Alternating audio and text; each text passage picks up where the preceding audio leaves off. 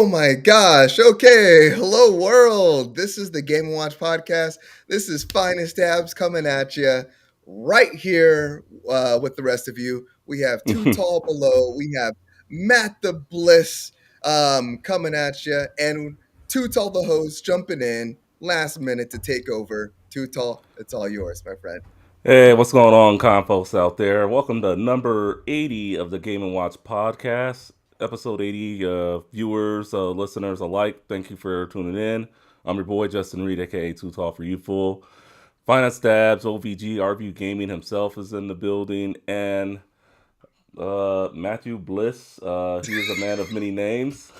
The interpreter of the games industry, prophet of playable material, professor of time preservation, the educator of video games, the educator of a lot of Wow. things. Wow. Did you guys practice this before the show? I had it all. Yeah, I had it all planned out, but I cut off. So I mean, it's just Okay. so Okay. yeah, kind of messed up there. But yeah, I want, welcome to I'm a little number jealous. 80 I want of an intro. I want the an Game intro Watch like that. podcast. Yeah, I want an intro like that. Look, I need a to 5-minute get intro. to get intros like that, you have to start a podcast, then start another one, then start another one, Okay. and then let two of those fail, and then start another one, and then join Oh, some blokes doing another podcast, and then start another one. oh And then crap. you come up Okay. with like 5 or 6 different names for yourself. I got some work ahead of me. Okay. Yeah. That's fair. Yeah. All right, so we have a jam-packed show for you today. Lots going on in the world of gaming this past week. So pretty much, just before we get into it all, just a reminder, the Game & Watch podcast is a RView Gaming or OVG production. You can catch us live on Facebook, Twitch, Twitter, YouTube, and then anywhere you listen to your podcast, you can listen to us on that platform. So Google Podcasts, we're there. Apple Podcasts, we are there. Spotify, we are there. Just about everywhere, we are there. Donate to us, patreon.com/RViewGaming. Anything donate will contribute to making this a better show for all. And if you want to ask us a question, email us at GameandWatchPodcast at gmail.com. I like that little sign you're doing there, Finance. So, all right. So, with all that out of the way, how's everyone doing? What we're playing this week? Well, I guess before we get into what we're playing, just how's everyone doing? Who wants to go first? I'll go first. I just want to I make it will. awkward for the audio listeners. Anyone? Yeah, I wait, thought si- it was a delay. I'm like, oh shit. Yeah, everyone freeze. Yeah, I Okay. think this is going to be the episode with just a tiny drizzle of technical issues, followed by a little bit of where the fuck are we and what are we doing. I love a little drizzle. Oh wait, that didn't sound right. Let's take that back. Never mind. Can we delete that from the episode? We're not live, right? Anyway, Yeah, look, drizzle. I'm doing well. I'm doing so well. We went to a baseball game today. First game of spring training. It was opening day for the Diamondbacks and the Angels, which are our two favorite teams in this household. Mr. Madness. There you go. Spring training. So got my spring training hat on. This is the Cactus League. This is what we're at. Yep, a little bit of baseball. Yeah, it was a good time. It was a wonderful time spending time with the family, out and about, watching the Diamondbacks lose. And then on top of that, it is my wife's birthday in a couple hours. So yeah, at midnight tonight, Pacific Coast time, she will be turning an age that I cannot disclose on this podcast. But 21. It's always 21. yeah, sure, why not? Yeah, 21, and she'll be a little bit older. So I'm gonna wake her up as soon as it turns midnight tonight, and I'm gonna surprise her with a bunch of flowers and treats and all that good stuff, and then we're gonna go, basically enjoy her day. Today was her day, also going to the game, but tomorrow will also be her day, so it is her birthday weekend. And Sorry, did you say you're waking her up at midnight? yes, that is correct. Is that setting up for success, or is that setting up for a pissed off wife? We will find really tired. out. We will definitely find out. Yeah, well, Well, Okay. no, I won't even go into it. But I bought a whole bunch of stuff a day early, and I need to get it to her before it all dies and dissolves and melts and all that stuff. So, yeah. Right. Okay. Cool.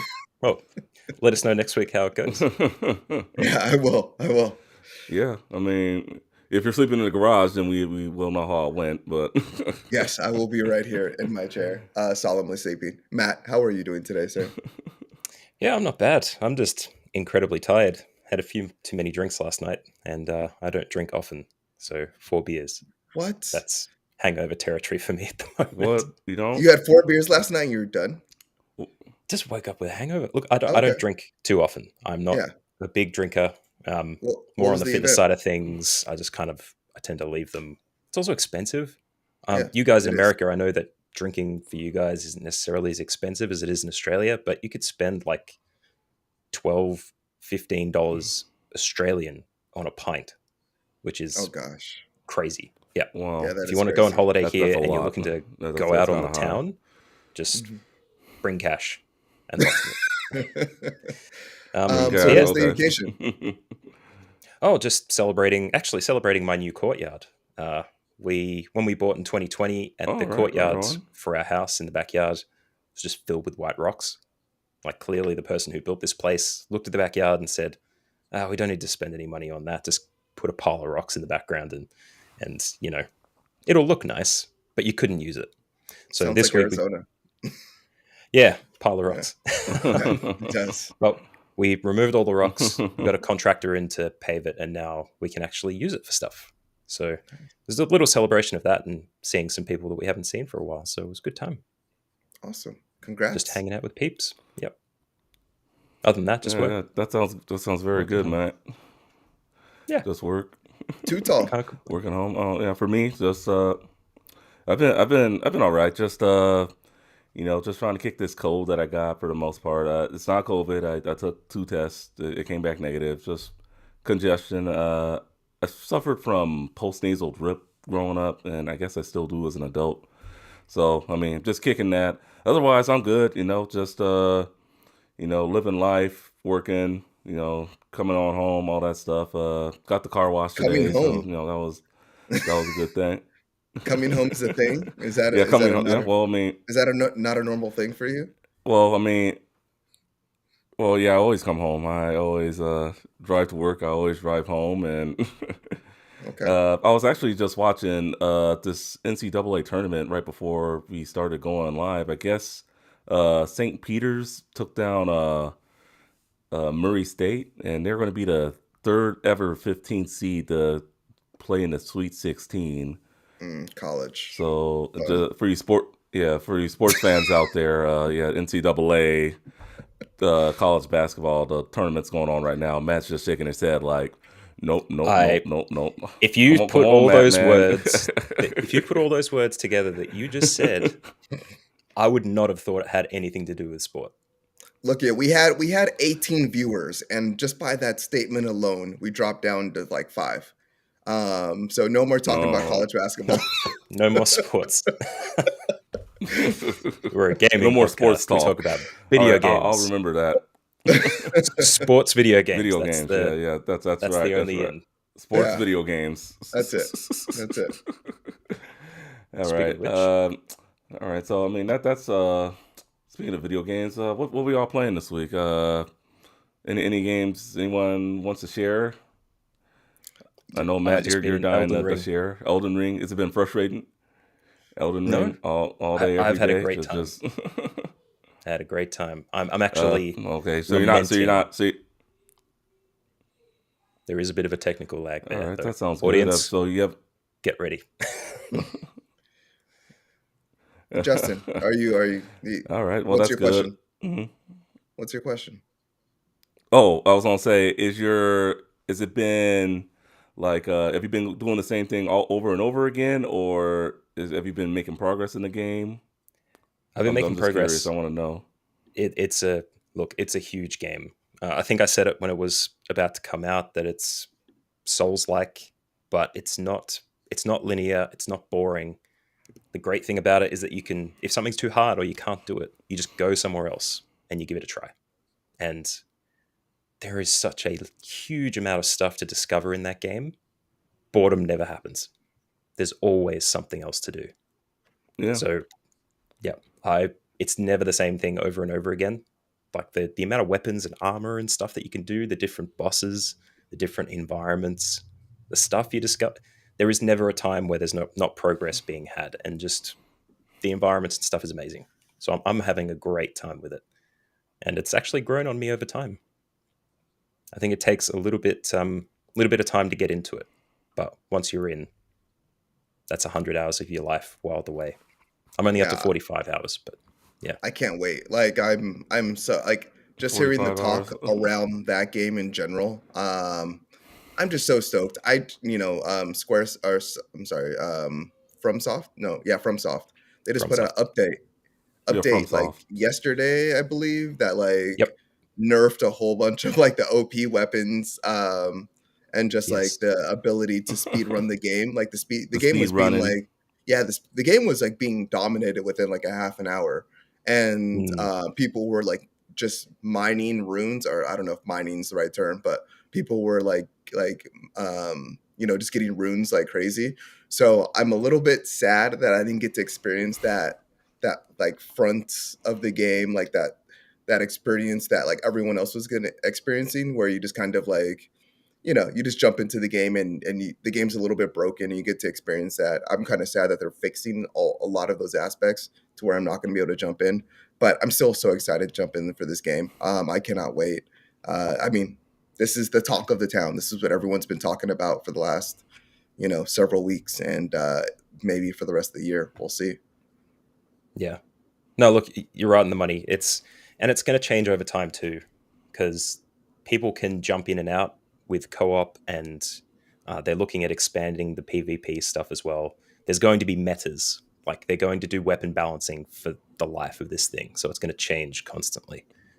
Um, but I would highly recommend it to anybody. Really, I was nascent to recommend it to people before, just because everyone was like, "You have to play this game." Like the hype was massive, but after having 45 hours with it, give it a go. If you've got a chance, jump on it. And yeah, I'd be really keen to hear what you think, Finus, once you get time to dive into it.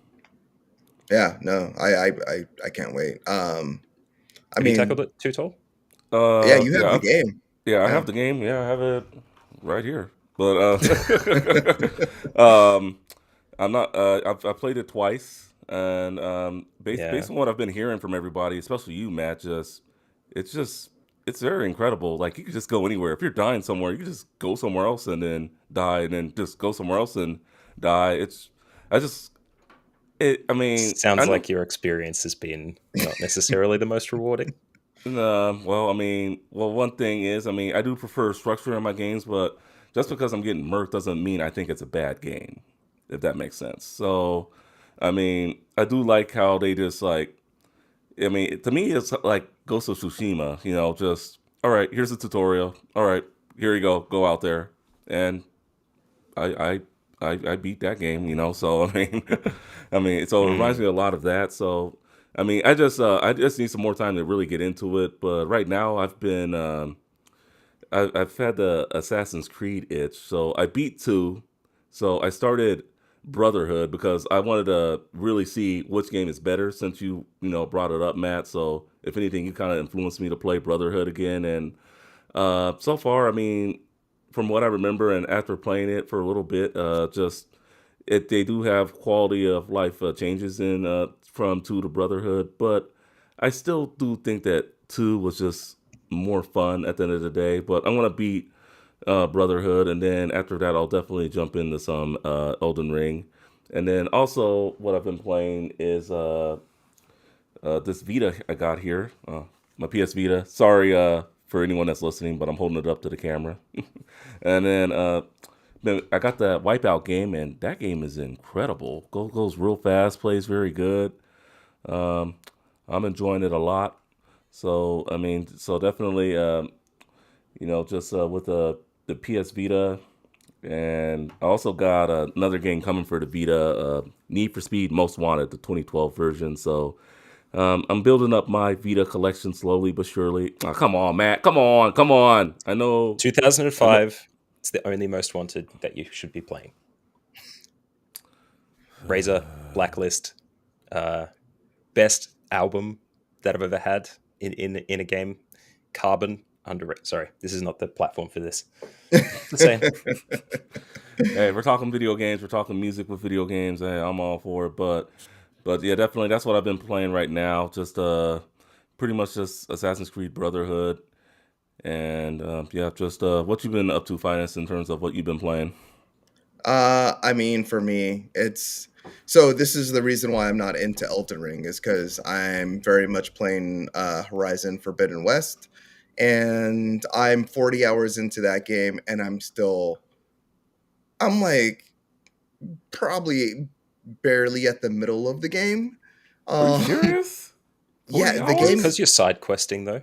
Yeah, I'm so that's the thing. Okay. So before the Game Informer show, I was like, okay, I heard like, oh, when you looked up the game, and you looked up like how many hours it takes to beat the game, it said you can beat the game within 29 hours. And I was like, okay, that's like without doing side quests, that's like beelining the game, like from point A to point B. And I was like, okay, cool. That's what I'm gonna do.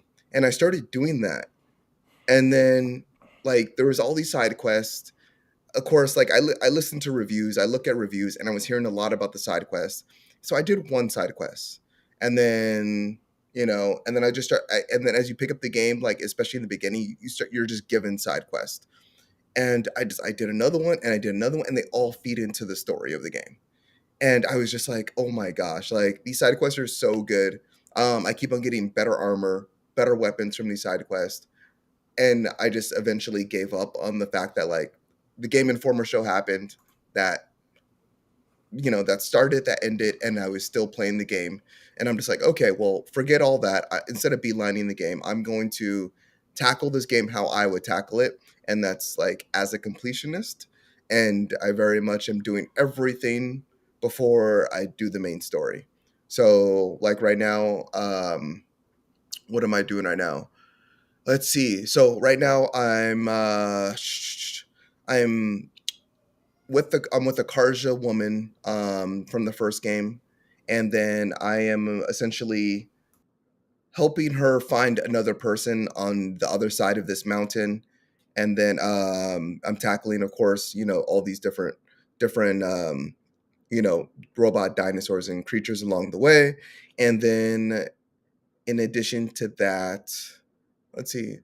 Yeah, I mean that's essentially it. It's basically like my goal was to find her, and then it turns out she was trying to find someone else, and then we're hunting them down. We're like going to find them, but they're on the other side of a mountain, and the mountain collapsed. So like the entire like that pathway is shut off. So she went off by herself, and now I'm gonna meet her I'm gonna meet her at my hideout to go track this other person down whenever I'm ready. So essentially that quest is ended, and now I'm able to do other things in the meantime.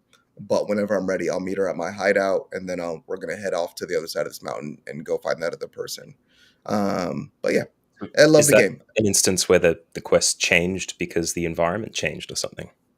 Yeah, essentially. So like essentially like it just cut me off. Like it literally says this quest is on hold Hmm.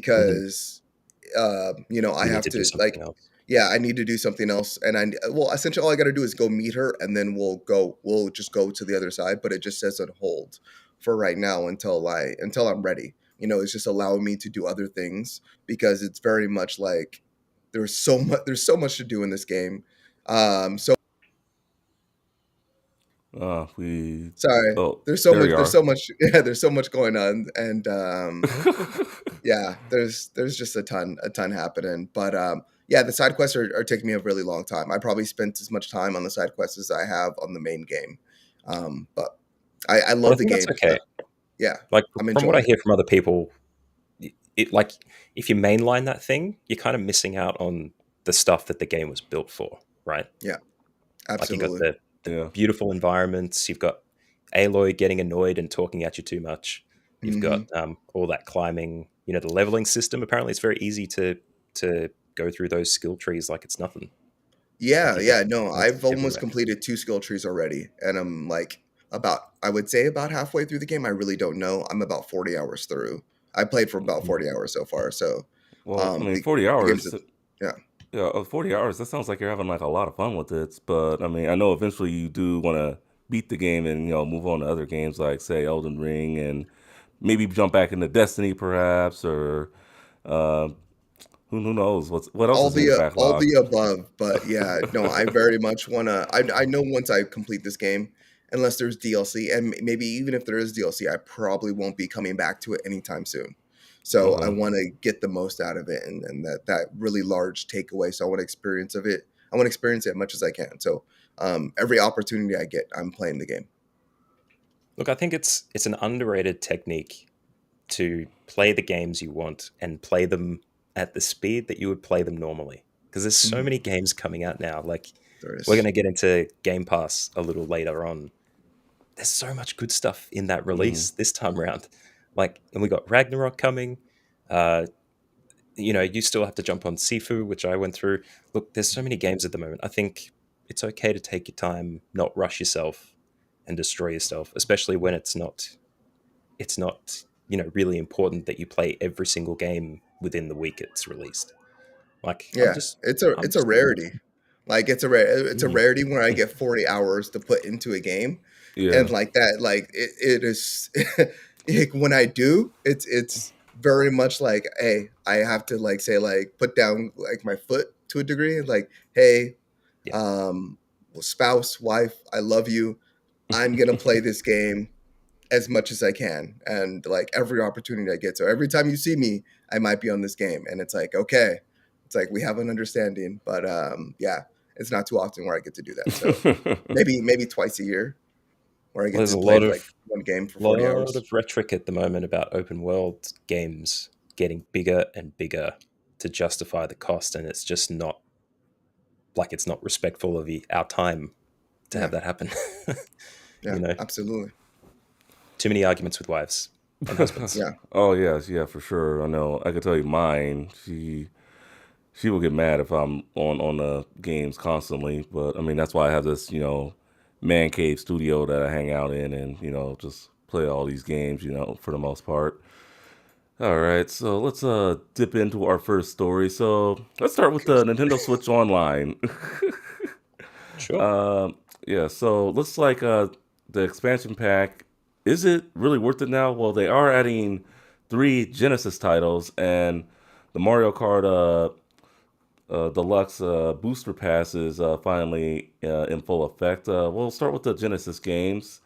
3 titles. We have Light Crusader, Super Fantasy Zone, and Alien Soldier. Now, for us Americans out there, Alien Soldier was another game that was exclusively on the Sega channel.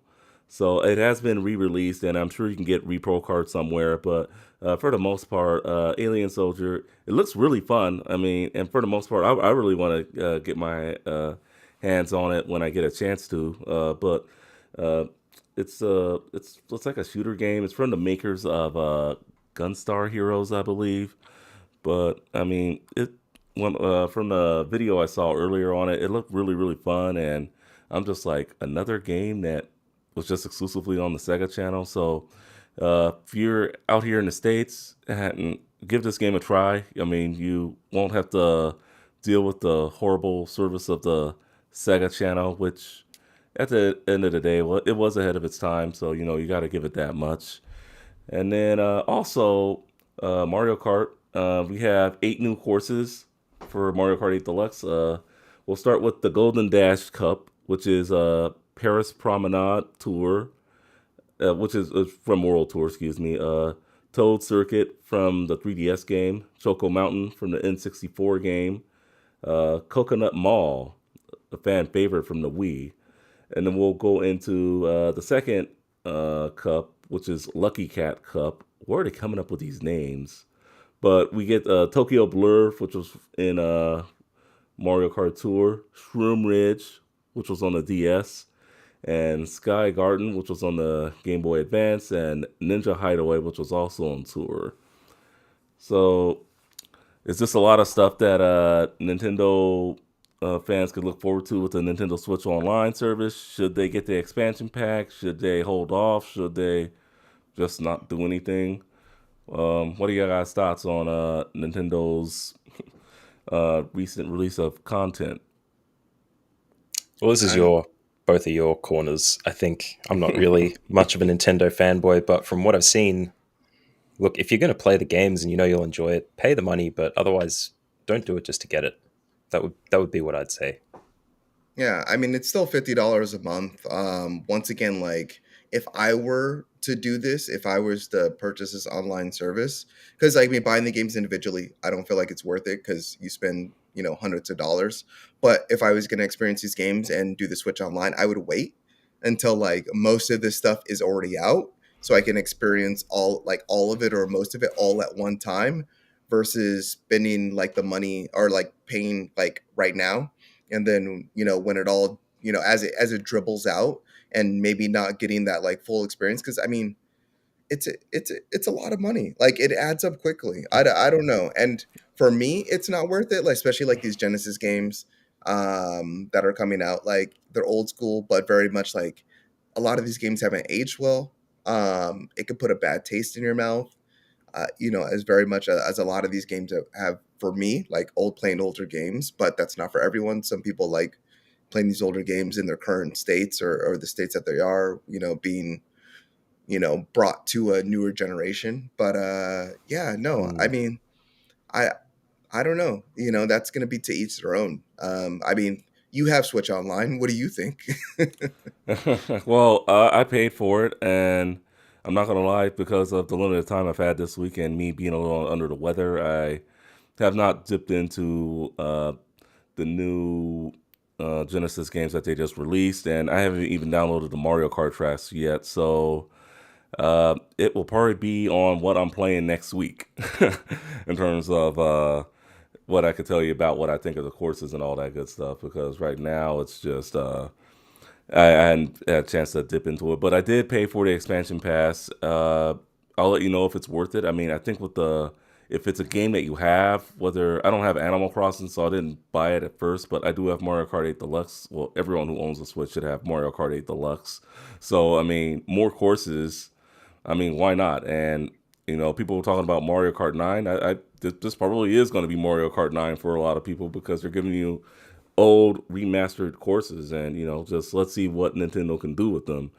Now, as for the Genesis games, I mean, I didn't have a Genesis growing up, and well, I do have the Genesis Mini and a bunch of other compilations. But if they're going to be putting games on this service that not a whole lot of people have played before, and then it could be worth it. Now, like you were saying, finding some of the games may not have aged well, but you know, some people, they probably do like them in their current state. For me, I don't play every retro game I see. If I think it looks bad just based on a video or preview, I'm not going to dip into it. But if it looks like something I'll have fun with, I'll dip into it, and that's any game for the most part. Is there anything against people just jumping in and out of this online expansion thing for Switch Online? Like you do it for a month, play through your Genesis games, play a few tracks, and then jump out the next month. I Yeah, there's no think Or do you? repercussion. Yeah, Yeah. there is no. I mean, you can pay month to month if you want, but I mean, the way Nintendo has a price, you may as well just pay for it the whole year.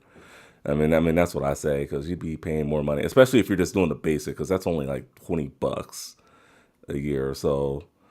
But I know they added more, so I mean, it is what it is with Nintendo. They pretty much they are trying to improve the service. So I mean, they've improved the Ocarina of Time. They just put out F-Zero X, which is probably the best online experience you'll probably get with the N64 games. Me personally, I'm gonna wait to get a N64 style controller like the Tribute 64 from Retrobit because playing those games with a modern controller will probably be a pain for me. So I'm just being honest. All right, Okay. so with that out of the way, let's talk Starfield and everything we need to know about Starfield. So, F man, I'll let you take it away on this one because I know you really wanted to talk some Starfield on this episode. I didn't really want to talk Starfield. I mean, it's just one of the big things that happened this week. Like, it's very much like what's going on in the gaming industry. But beyond that, I mean, It Starfield, was a I big don't know. deal. Yeah, it's a big deal. I'm a Hmm. little actually disappointed by the announcements this week regarding Starfield, just What did we because get?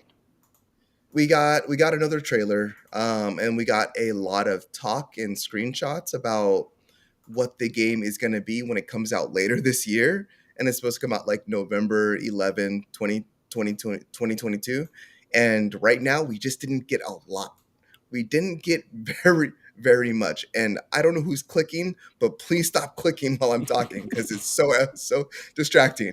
But yeah, we just didn't get a lot about the game. And you know what? Right now, I feel like there's banking on the fact that like Todd Howard like is one of like the producers of this game, because it's just by this time when you have like such a big game that's supposed to come out like later in the year, and in a game that they've been working on for so long, you know we usually just have more at this point. But I don't know, there's not really a lot to go by.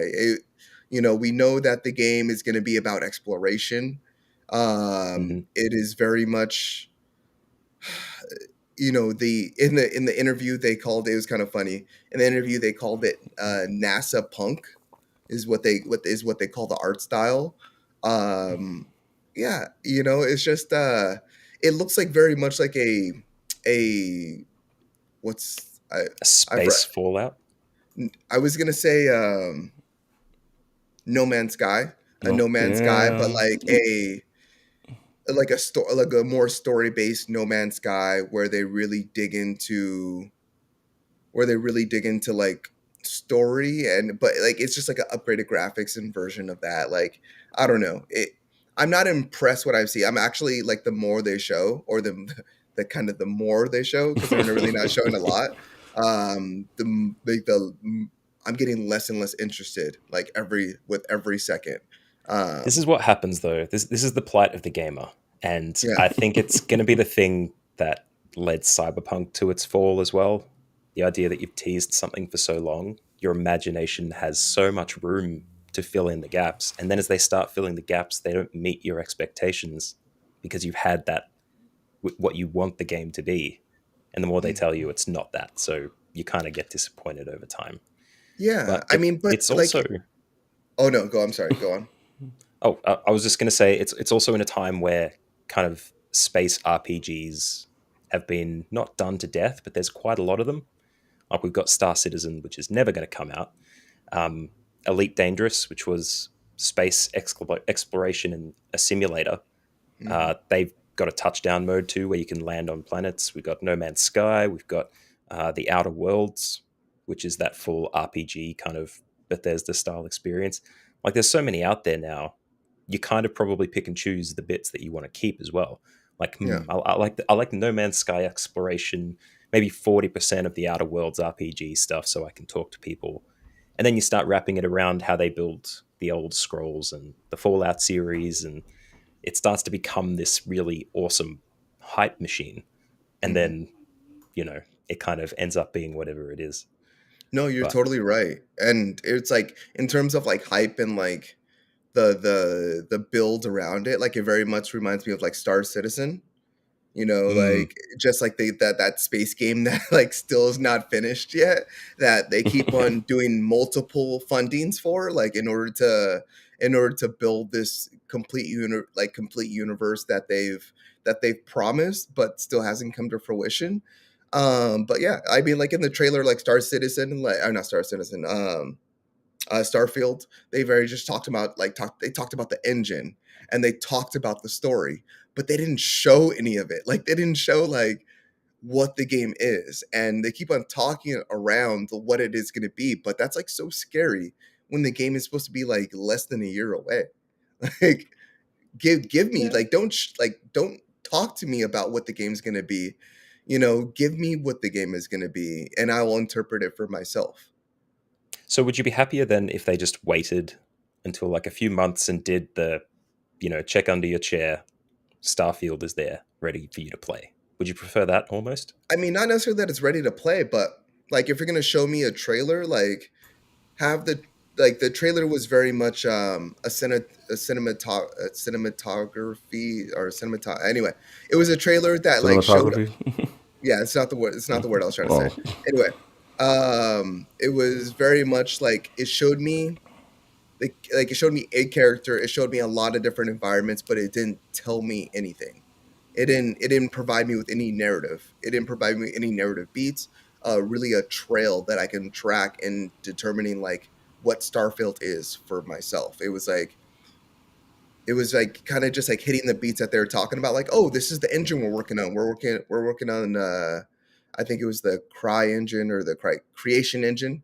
Creation engine 2 was the engine, and they're like, oh, this is the engine we're working on, and here's what we're building with the engine, and here's this world and this world and this world, and let's talk about the worlds. And then it showed me a static image of this world and this world, like, which it wasn't even a trailer at that point. And it just it wasn't much to go off, considering just at the point that we're at. And this game has been in development, supposedly since before 2018. You know, I was going to say, was it announced 2015 or 16 or something? yeah, it was announced, yeah, around, I would say, I think 2015, 2014 was the announcement. Yeah. Yeah.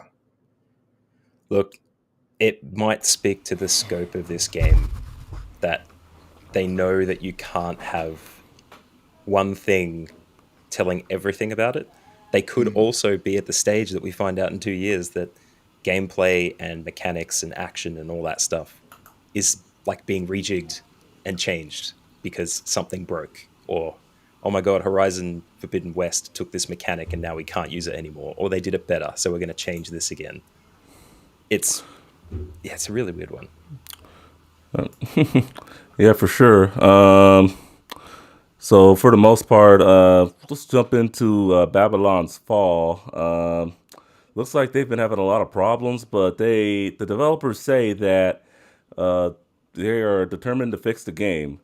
Right, with a few tweets, they're saying that no, there are no plans to reduce the scale of development on Babylon's Fall. Content up to season 2 is now practically complete, and we have started to work on season 3 and beyond.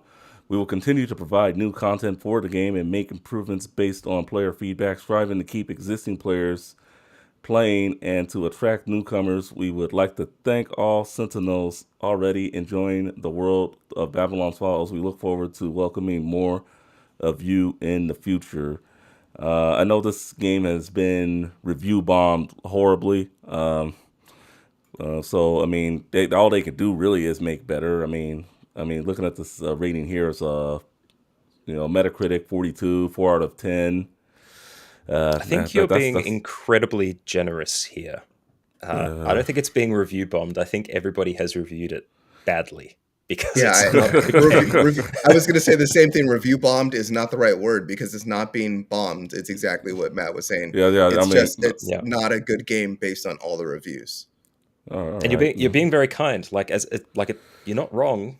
You know that they're clearly going to continue developing the game, but I I'm think the trying to thing I'm to trying to look for the positive, but yeah, I could yeah, I could kind of tell it wasn't being review bombed. I don't even know why I I said think that.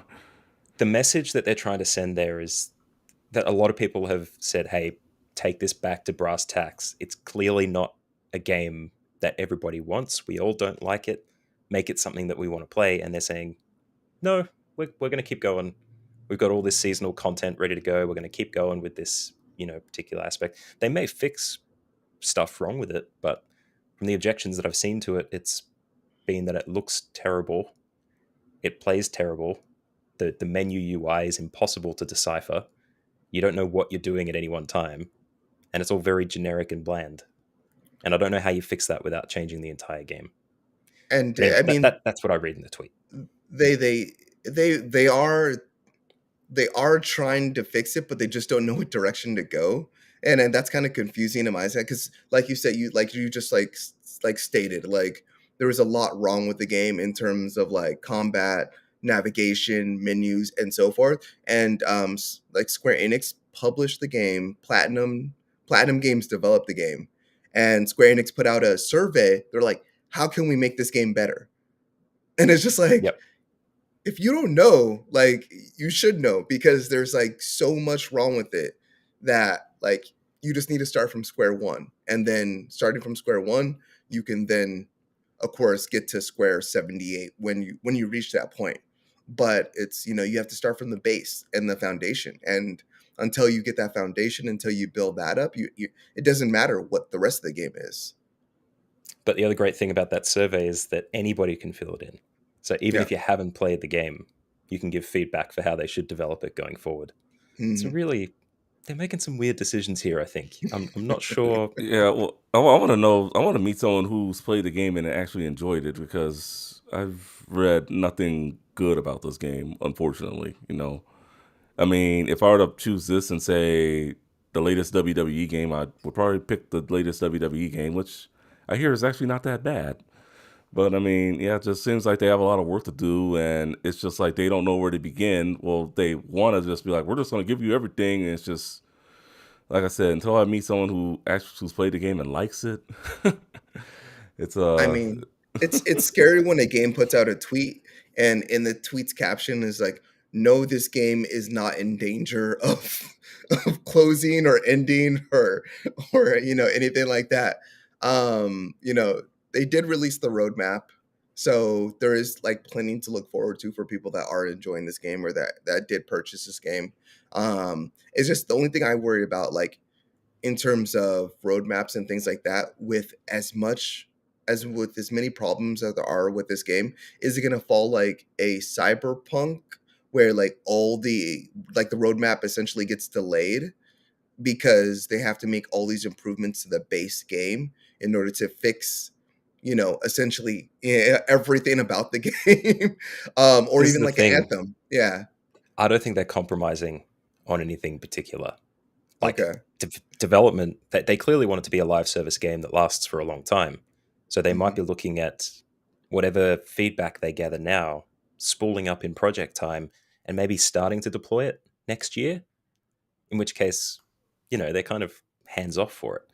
But the thing, you mentioning Square being the one who published this, it made me think of all the times that the AAA titles that have come out to much fanfare and enjoyment, and they've turned around and said, this one didn't really perform as well as we expected.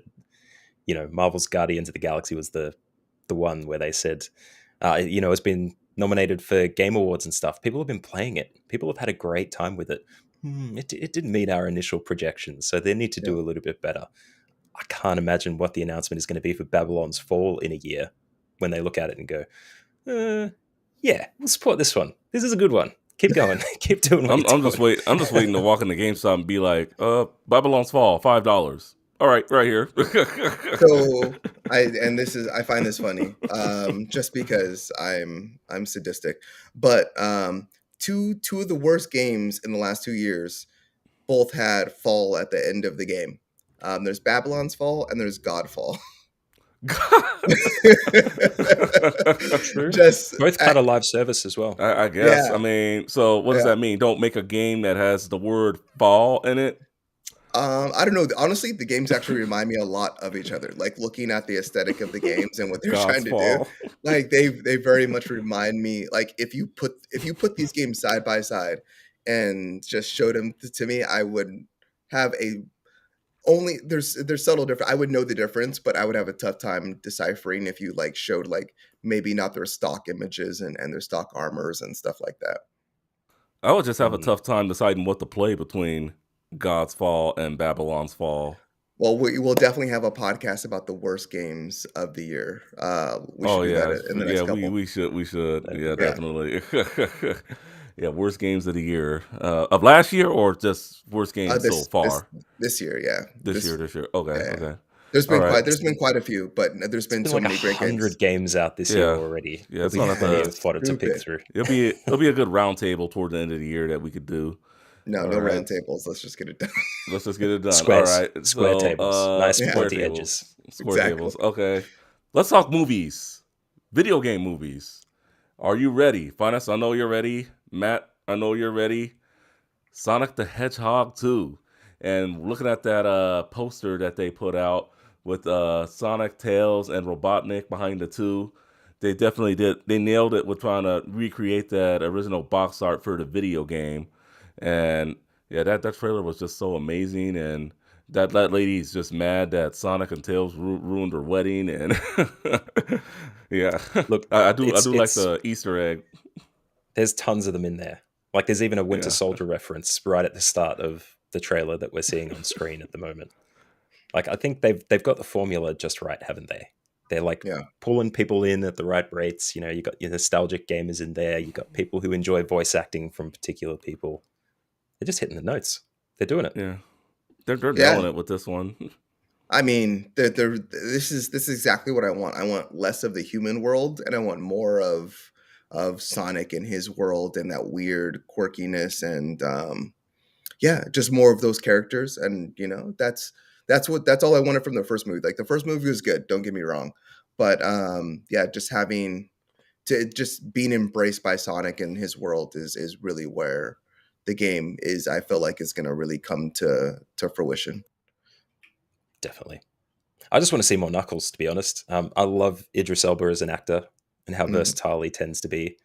And I really want to hear more of him talking as Knuckles just to figure out exactly what he's trying to land on with it. It's just going to be good.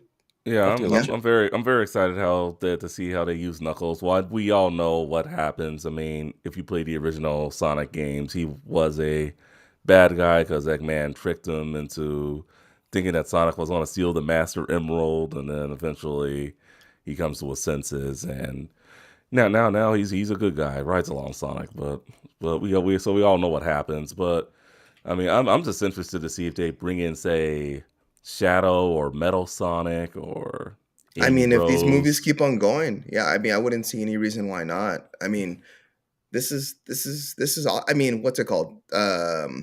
Who? What company? Is it Paramount that's Yeah, making this movie? Paramount. It's Paramount. Yeah, Yeah. Paramount. I mean, they're tripling down. Like we Mm, talked about a couple episodes back. They're doing the TV show. They're with Knuckles. They're doing this. They already confirmed Sonic 3 is going to be in the works. I mean, this is going to be a thing for a little bit, at least a little bit. yeah. So I mean, if this movie doesn't do well, the next movie doesn't do well, the TV show doesn't do well, yeah, that'll probably be the end of it. But for the meantime, we're getting a lot more Sonic. Paramount Plus is doing it too. Like, I don't know if you guys are interested in it, but the whole Star Trek universe expansion stuff that they're pumping money into is ridiculous. I heard it was good until the very end. I heard like the ending wasn't that great, but I heard like up until the ending was incredible. Of what? A Star Star Trek. Trek. Yeah. Yeah, and I Which know. one? Deep Space Nine, Voyager, Next Generation, Enterprise, Discovery, Lower Wow, Now you're Decks. asking me wow, Which questions one? wow, I might wow. not. That's too much Star Trek for me, man. I'm not. I just know the original Star Trek, and then the one from the '90s, the Next Generation. That's about it for me when it comes to Star Trek. But Fair enough. But yeah. anyway, So I hope it's a day and date release on Paramount Plus for their stuff, yeah, so I definitely. can. I'm looking forward to it. I'll probably. I mean, theaters are open up here again in my side of the world, so I'll probably be going to the theater to watch Sonic the Hedgehog too. I'm excited about it. I can't wait for it. So crossplay with the new game coming out next week, and we'll be talking more about this. What is it? Tina's Wonder World. Yes, Tina's Wonder. Yeah, Tiny Tina's Wonderland. Excuse me. Has PlayStation finally given up on the crossplay war? You know how a while back how there were a few games were very resistant. Nintendo was on board, Xbox, PC, they were on board. PlayStation didn't want to play nice with the Wonderland's coming out next week. Do you think that PlayStation will eventually cave in to crossplay and just give the fans what they want and just no longer make it a fight, make it a battle? Don't know. It's all about intentions, right?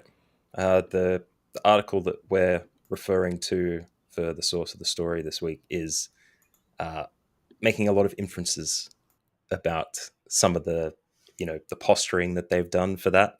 Sony being resistant to discussions of crossplay because they wanted to capitalize on their exclusives lead and being the most popular console with all the best games in the previous generation. But of course, with console availability not being high and people finding other means to play their games, cloud gaming and game subscription services being a lot more prominent, could mean that other services are going to eat their lunch if they don't make this available. So also in a post, well, not post, but currently still in pandemic world, but one where we've we've had to connect socially across different platforms more often than not. Maybe it's them thinking it's the right way to go, especially considering we may be at home again soon and not being able to see each other socially.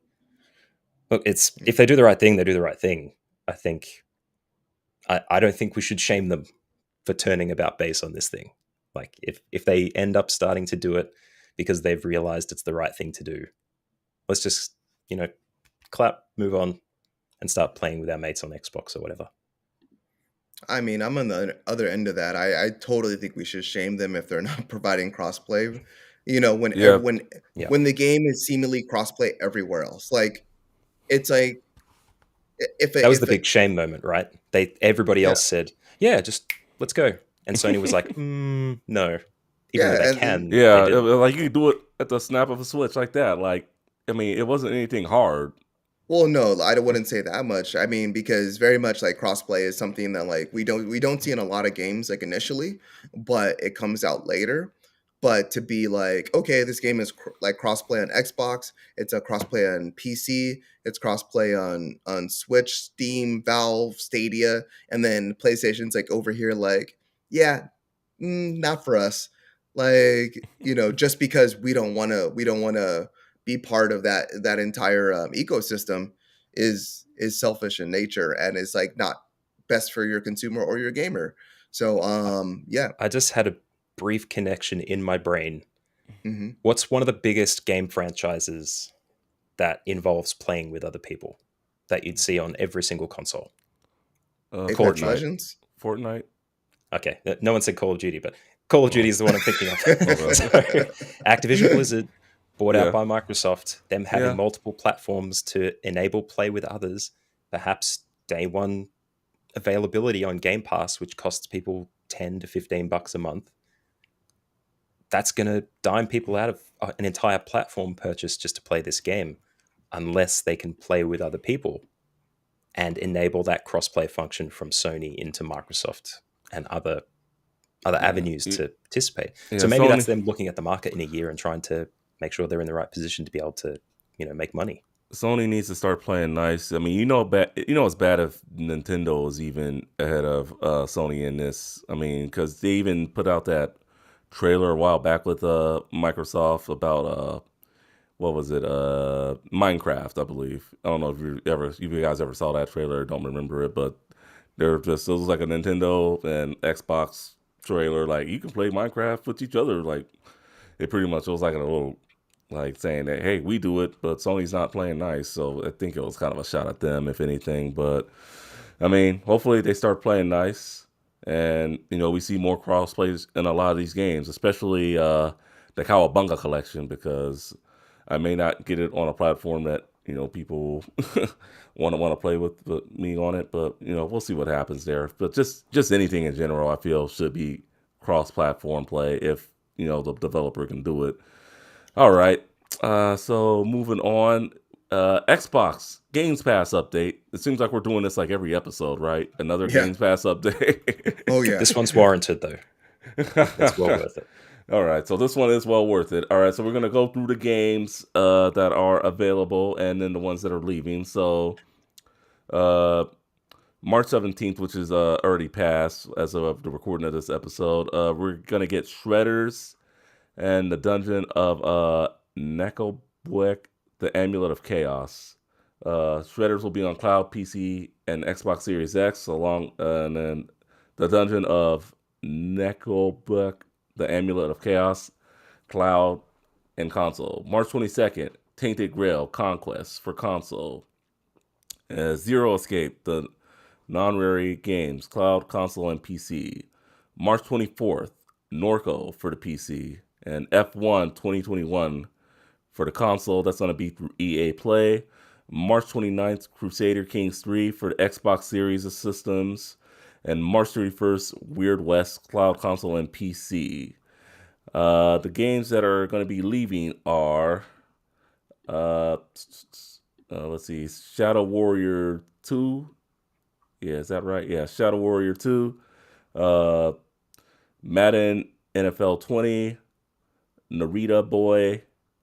And Destiny 2 Beyond Light, Shadowkeep, and Forsaken and I think one of those DLCs isn't even available anymore. But bottom line, that's leaving on, I believe, at the end of the month, the 31st, and Destiny to April 11th. So, Matt, I know you've been wanting to get into what game should everyone be looking forward to with this recent Game Pass update. Well, that's the thing. There's more that have been released on Game Pass than has been listed here. And apparently one of them was a quick turn. There's a game called Tunic that was released this week. It's kind of like a Souls-like, Fez-like kind of brawler sort of game. That one got a day one Game Pass release, which is available right now, which is awesome. Also, a quick shout out for the Our View game trailers stuff, which has now made its way into the YouTube channel for Our View Gaming. Shout out Finest. Young Souls Yeah. has also made its way onto Game Pass day one, which is available. We've got Paradise Killer, Kentucky Route Zero, which was probably announced a little while ago, I think. The third in the Final Fantasy 13, Lightning Returns, I think, was the third one. Yeah. There's so much stuff that's popped in this week, a ridiculous amount. But the big ones of note, Tunic and Young Souls, I think. Yeah. Everyone's been on Yeah, Tunic, but and that's like definitely the talk Tunic. of the town. Yeah. Yeah, Tunic Yep. we're gonna get into later, as it was part of that Xbox Indie showcase that they did earlier this week. So we will be talking about that. Yeah. And I would play it, but I think it's too much like a Souls game, and I don't want to do Elden Ring and Tunic at the same time. I feel like that's a recipe to make my brain explode. So we'll see. Anyone's brain could explode doing that, you know. So Yeah. But it's so good. Like if you were thinking about Game Pass and weren't quite sure, like it's been a bit of a drought, I think, for the last few months on Game Pass with all the big Yeah, it game has been. releases elsewhere. Jump on it again. You know, do your $1 for 3 months or whatever it is that you Well, can get. like the initial Game Pass, offering hasn't been offering much. So like as we go Yeah. into like the month, it's like, oh, like Game Pass looks disappointing. And then like always like a week or two, like they do like the updates, like the Game Pass updates, like, oh, here's more games coming to Game Pass. And then that's when they Sneaky come man. out with Guardians. And then that's when they come Yeah. out with like Tunic. And that's when they come out with, like all these other games. And you're just like, wait, hold on.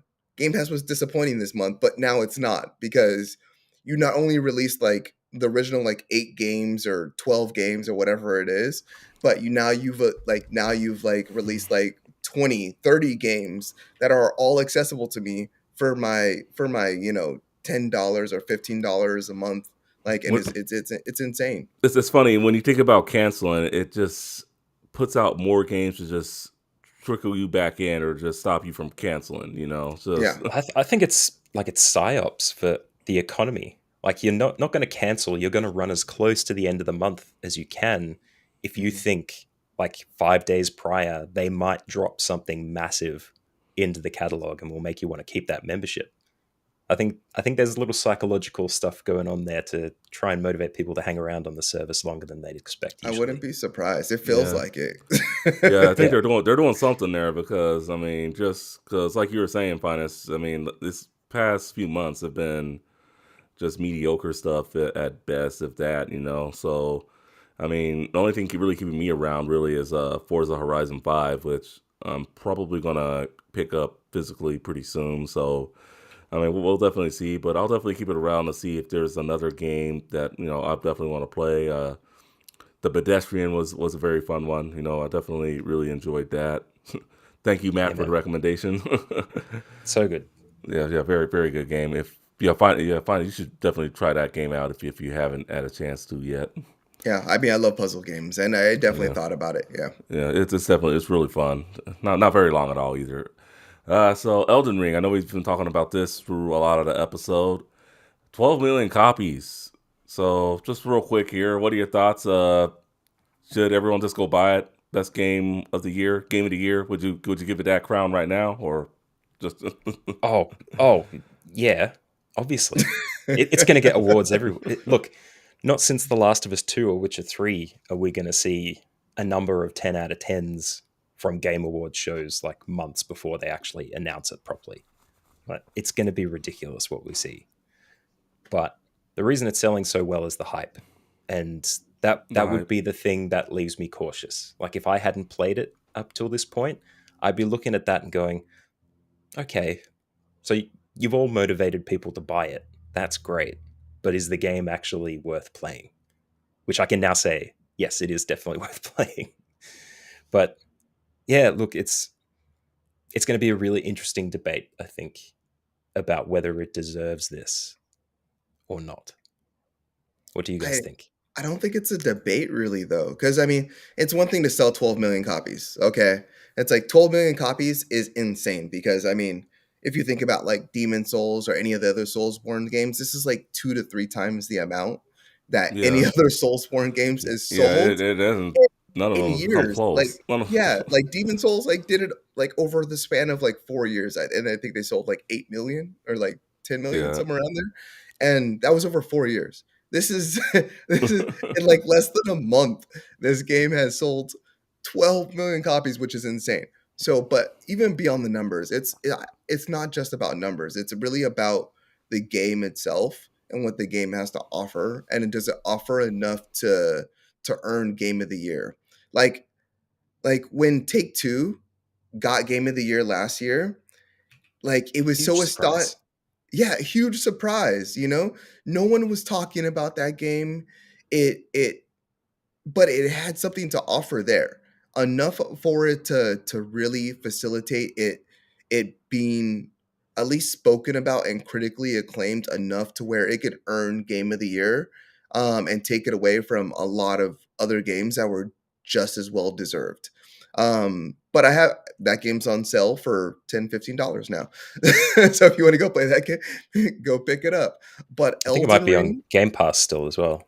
and it's Maybe. on Game Pass. Yeah. So I mean, if Yeah. it go play it if you have the opportunity. But in terms of Elden Ring is I honestly I think it's I haven't played it. I haven't played it, but just the way everyone's been speaking about the game and the way how it's like a water cooler game where everyone is having such different experiences. I Everyone is talking about Elden Ring, and I'm not getting tired of hearing about it because everyone has a different story to tell.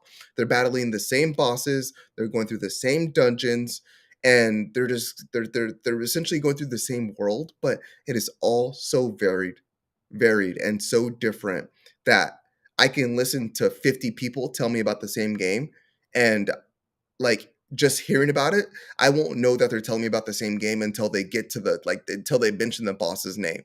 Like it's like, oh wait, you did all that and you battled this boss. I just talked to Phil over here and he did all this and this and this, and then he got to the boss. And just the replayability based on like the class that you choose. Like I've been listening to people play a sorcerer and like putting all their runes and all their energy towards their spells and things like that, and have a completely different experience than like an archer versus a person that puts it all towards their strength, and just like the weapons that they're able to do, or the fact that like they didn't know they can dual wield and then all of a sudden they're dual wielding, and it just changes the game for them, and none of this is explained to them, but they're just jumping into the game and they're having these like such different experiences. I'm so excited for this game. I cannot wait to play, and I can't wait to have those conversations with you, Matt, and I'm so sorry I can't have those conversations now because I want to have them now. And I'm just like Dude, Horizon. Like no one's playing Horizon right now. yeah. Well, I mean, yeah. You're the only one I know who's playing Horizon. I mean, let's face it. Elden Ring's the talk of the town right now. Yeah. it is. But that'll drive the sales, right? The idea that everyone will have a different story with this Mhm. game. And I think that should be the messaging that everybody sends around, as opposed to it's just the best game ever, go buy it. Like Yeah. that tells something about it. It says something about how you'll enjoy it, that you create your own path through it. And Mhm. it's going to be enjoyable, or maybe not. Maybe you have some challenge there. But yeah, look, whether it gets the best selling game of all time remains to be seen, but it's doing pretty well. Yeah. It's doing very I well. don't think it'll be the best selling game of all time. I mean, I'm just saying, but you never know. You never know What's in the this day top and age. contender at this stage? Do either of you know what is currently the best selling? You want to fact check that real quick, find and see what the best selling game of all time is. If we don't know, then maybe I we mean, leave it as a no. discussion for another episode. It's an interesting question. No, let's No, see it's what it is. Minecraft. Yeah. Minecraft. Okay. Okay, yeah, no, they're not going to get there. But Yeah. look, they've got a good shot. They got a good shot. Yeah, there's no way they're reaching Minecraft. Grand Theft Auto is right below that. So Yeah, GTA 5, this is yeah, like second or something. Yeah, it might. Well, you never know, but no, it's not going to reach it. it's not I GTA gonna. can tell you 5 right now. coming out on No, yeah, PS5 and no, Series no, no, X. yeah, no, Yeah. Forget no. about it. I think we're good. All right, so we talked about Gamescom last week, Finest. Gamescom 2022. And then I mentioned E3, and I guess they heard me because E3 2022 is rumored to be happening as a digital event once again. Called it. You called it. Yeah. It's real. Has to be, So it right? sounds like it has to be a rumor. It sounds like it's probably going to be happening. And like I was saying last week, I'm just happy that these game conventions are coming back. With COVID and all, but it just seems like COVID just destroyed E3. With it just going to be digital and just Dude, like E3 destroyed E3. This is Let's true. be I mean, fair. Yeah. well, I guess you could say that. I mean, them opening up to the public, some people will blame that. I mean, other people will just blame just like, what Really was going on shitty there. website security that leaks Yeah. personal information to the Yeah, public. that's not very good. Their unwillingness to negotiate and compromise with how they approach the whole enterprise with everyone moving away. Like Mhm. Sony permanently got rid of their booth at E3, Mhm. right? Yeah. Yep. Writing on the wall, and that was like 4 years ago. And then Mhm. them opening up to the public had nothing to do like destroying it. That's like a money maker for them. Yeah. But them Yeah, not like properly preparing for to like provide events and like proper gameplays for the public Yeah. was a big miss. Yeah, Like that was a big it's you miss. could have made so much money. Like gamers have been waiting their entire lives to come to this event, and they bought the tickets, and now you have this event where it's still very much like waiting in lines. waiting in lines, Like but like like at an it's made amusement park. but like not even waiting in lines for like something that like you're gonna do, waiting in lines that are still made for publishers and made for those journalists and made for the Yeah. industry versus like the people that are paying for the event. Like, all because all these people, it was essentially the same event, but they just sold tickets for. And like the Wi-Fi, there was no Wi-Fi. It was horrible. Wi-Fi was horrible when we went. Like Yeah. there wasn't enough The secure plugs. the Like security. I have a charging brick now, so if I ever go to an event like that again, I mean, I'll be ready. Because I there got was like my people camping around yeah plugs. Like yeah it was like the Fry Festival of video games. It was it was yeah. bad. It was just like it was not made for the people that paid for the And event, then which is a mistake. another thing was the security. If you were there like right at 10 a.m. or 11 a.m. or whatever time it opened, they're just supposed to do checks, weapons checks, and all that stuff. No, they just pretty much just let everybody in, and it's just like anyone could have brought like it could have been a mass shooting at one of these events. I mean, I hate to say it, but An illusion of safety. yeah, And they just look, I think it changed their tack with how they talk about it too, because every single year in the run up to E3, when there was a physical thing about to happen, there'd always be a leaked slide deck of them talking about influencer activations and their getting people in there to influence more of the public to attend, and the whole social manipulation of trying to boost the event and its popularity.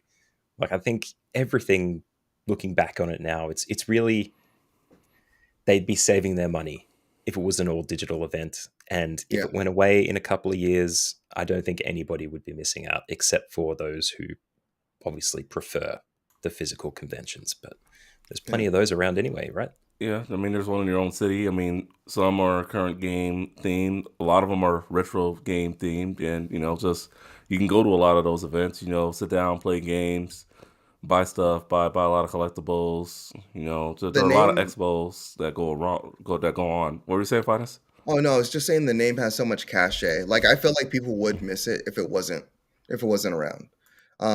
Like even though it's not its former self, I think people would miss it, and I think that's why people are still so willing to really like have hope for something that's currently hasn't been showed to us.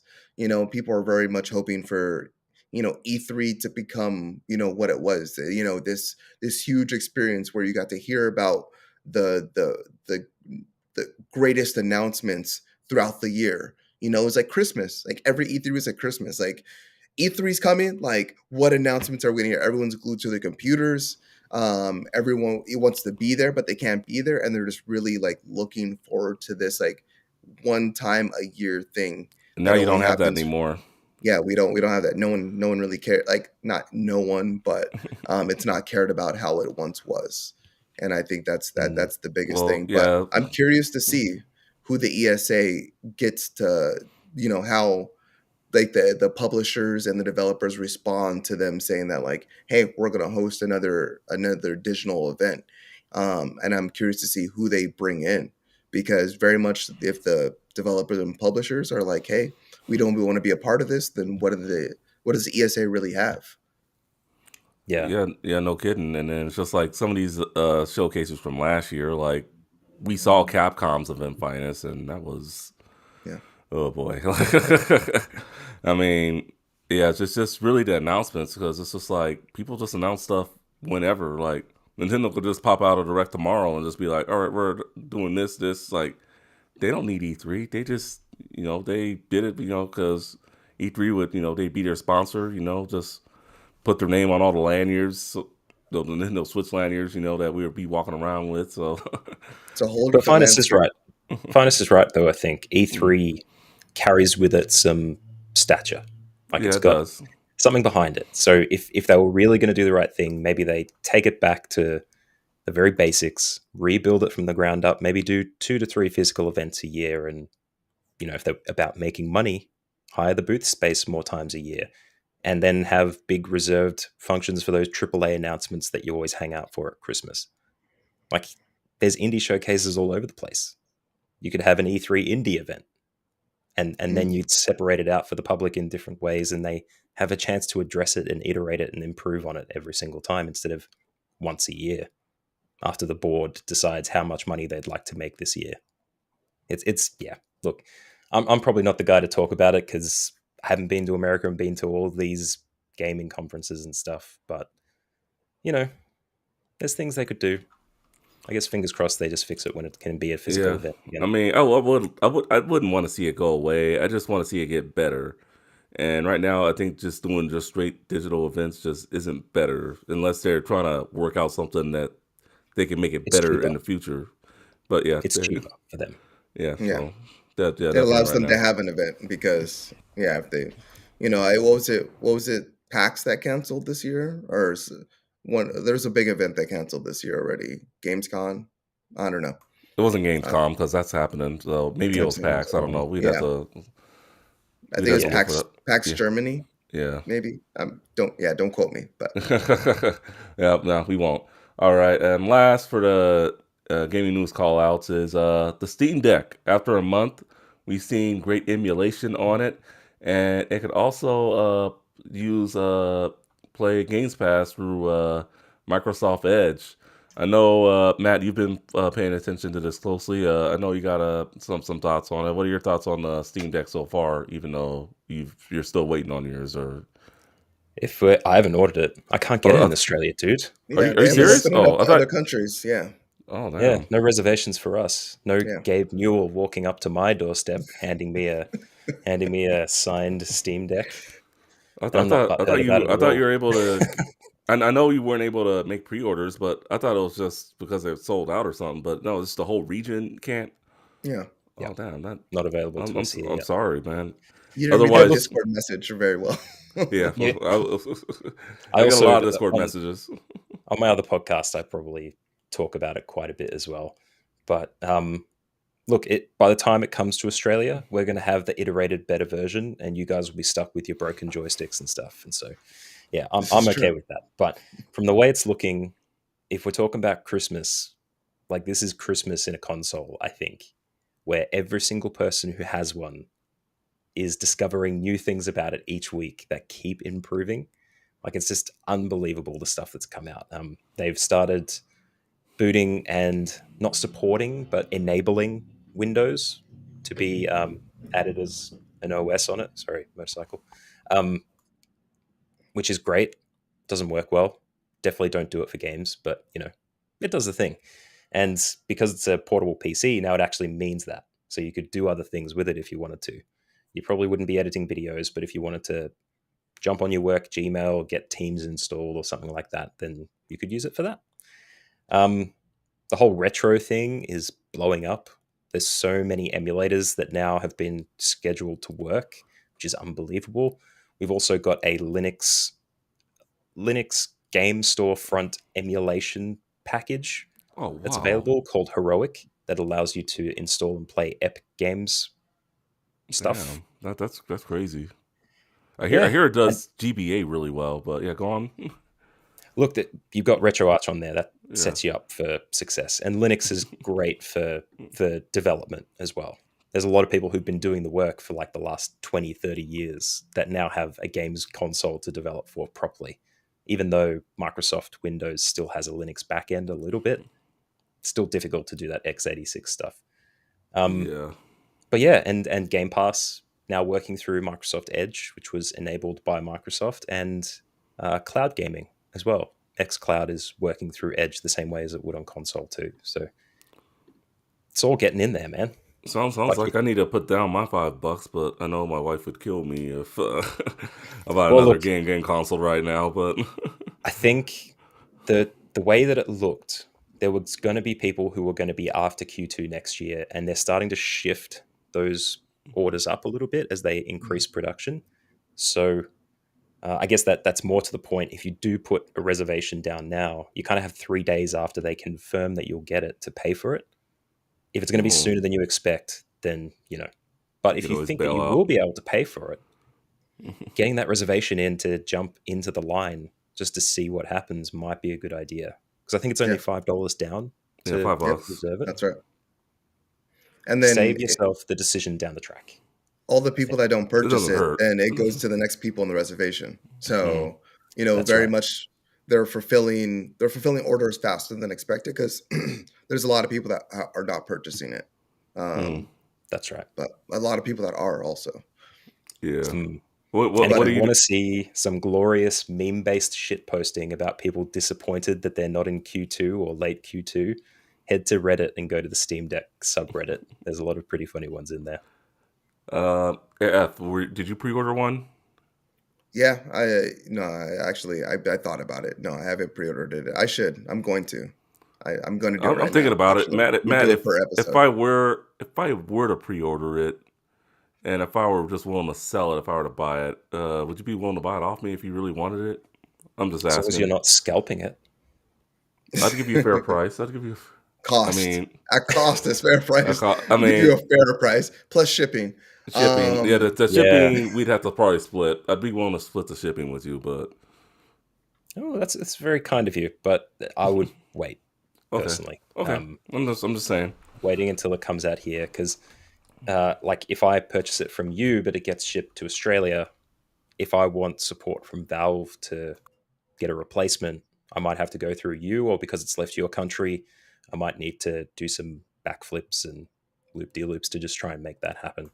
And that's the thing. This is okay. I get what you're saying. This isn't a back of the truck kind of hastily put together thing you buy off the internet that was produced in China in someone's backyard. Like, this is a Valve supported console, so going about it the right way for the warranties and stuff would be a really good idea, I think. But thank you for the offer. I really appreciate it. Okay, yeah, I figured I'd just ask. Yeah, I mean, you do put it that way. It's not one of these, cheap emulation Chinese boxes that come from the other side of the world, for $200-$300. So, but for the rest of the community watching, I mean, we have Too Tall here that's offering up to buy consoles for people. So you can email Too Tall. You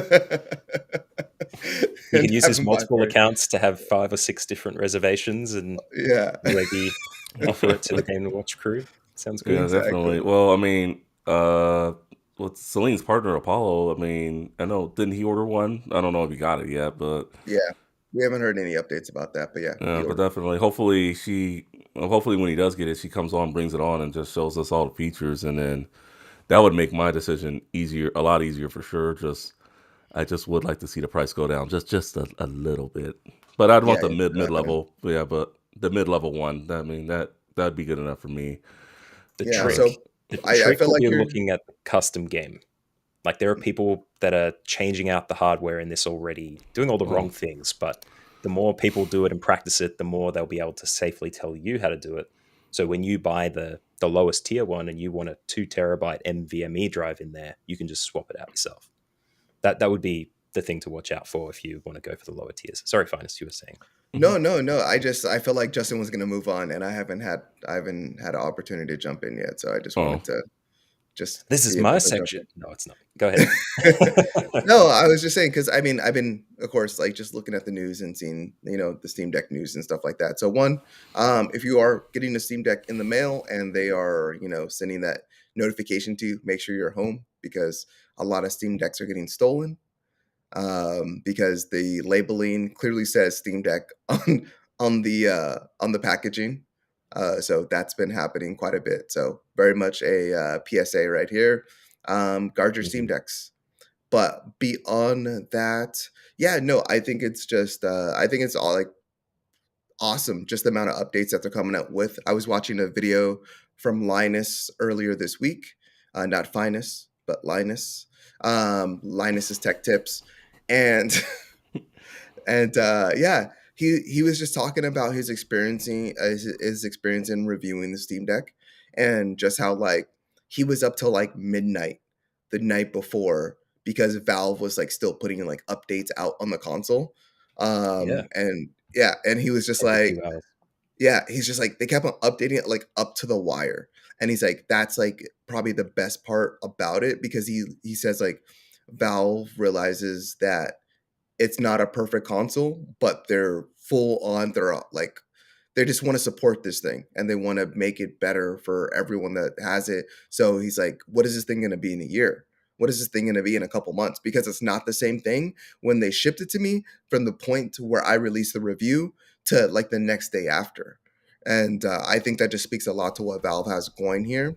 The battery life has already gotten better, like in a lot of situations. I think that's like it's one Achilles heel when talking about this thing, and I think that's like the one like thing people like are really dinging this on. They're just like, oh yeah, like the battery life is junk, so I'm not gonna buy it. But the Switch's battery life was junk, and 100 million plus people bought that. It's Um, gotten better, and and only it's only yeah, the Steam Deck can only get better too with the battery life. So I wouldn't yeah, judge it just based on the battery life. And I mean, it's not 5 years anymore where like a power brick is like super expensive. You can get a cheap one for like 40 bucks. Like just So if it's you not even absolutely. travel, that. if you yeah, so We just came out of a conversation with Switch saying, yeah, we're halfway through our 10-year life cycle on this device that was out of date 3 years ago. Whereas Yeah, Valve has already said, yeah, we're going to work on a second one. Not and sure that's a when. perfect segue into the emulation of this. How like because of Nintendo's software and console being like out of date, like you are able to emulate like Switch games on this console. Like Switch is like rampantly taking them down. Like as like or Nintendo is rampantly taking down like any it's like CEMA like videos of like the emulation of like Nintendo games or Switch games like on the Steam Deck. But it's out there. Like you can yeah, emulate Nintendo games, Nintendo Switch games on this console and it looks better, the controls are better. This plays console better. is it plays better. It is more it is better geared to the games than Nintendo's own console. And that's just amazing. I mean, that makes me want this so bad. Like if you're like, hey, if Justin, you always ask me, do I want to Switch? No, I want this to play Switch games. This is my Switch that I've wanted all this time to play Switch games. But even beyond that, you have PS1, you have PS2, you have Dreamcast, you have PSP, you have PS3, and you have Xbox games and current generation games that are all coming out to this That's a lot of platform games that you can that are play. all accessible to this platform. And I'm just awe stricken by it. I've there's like only a couple things I've been really hyped for this year.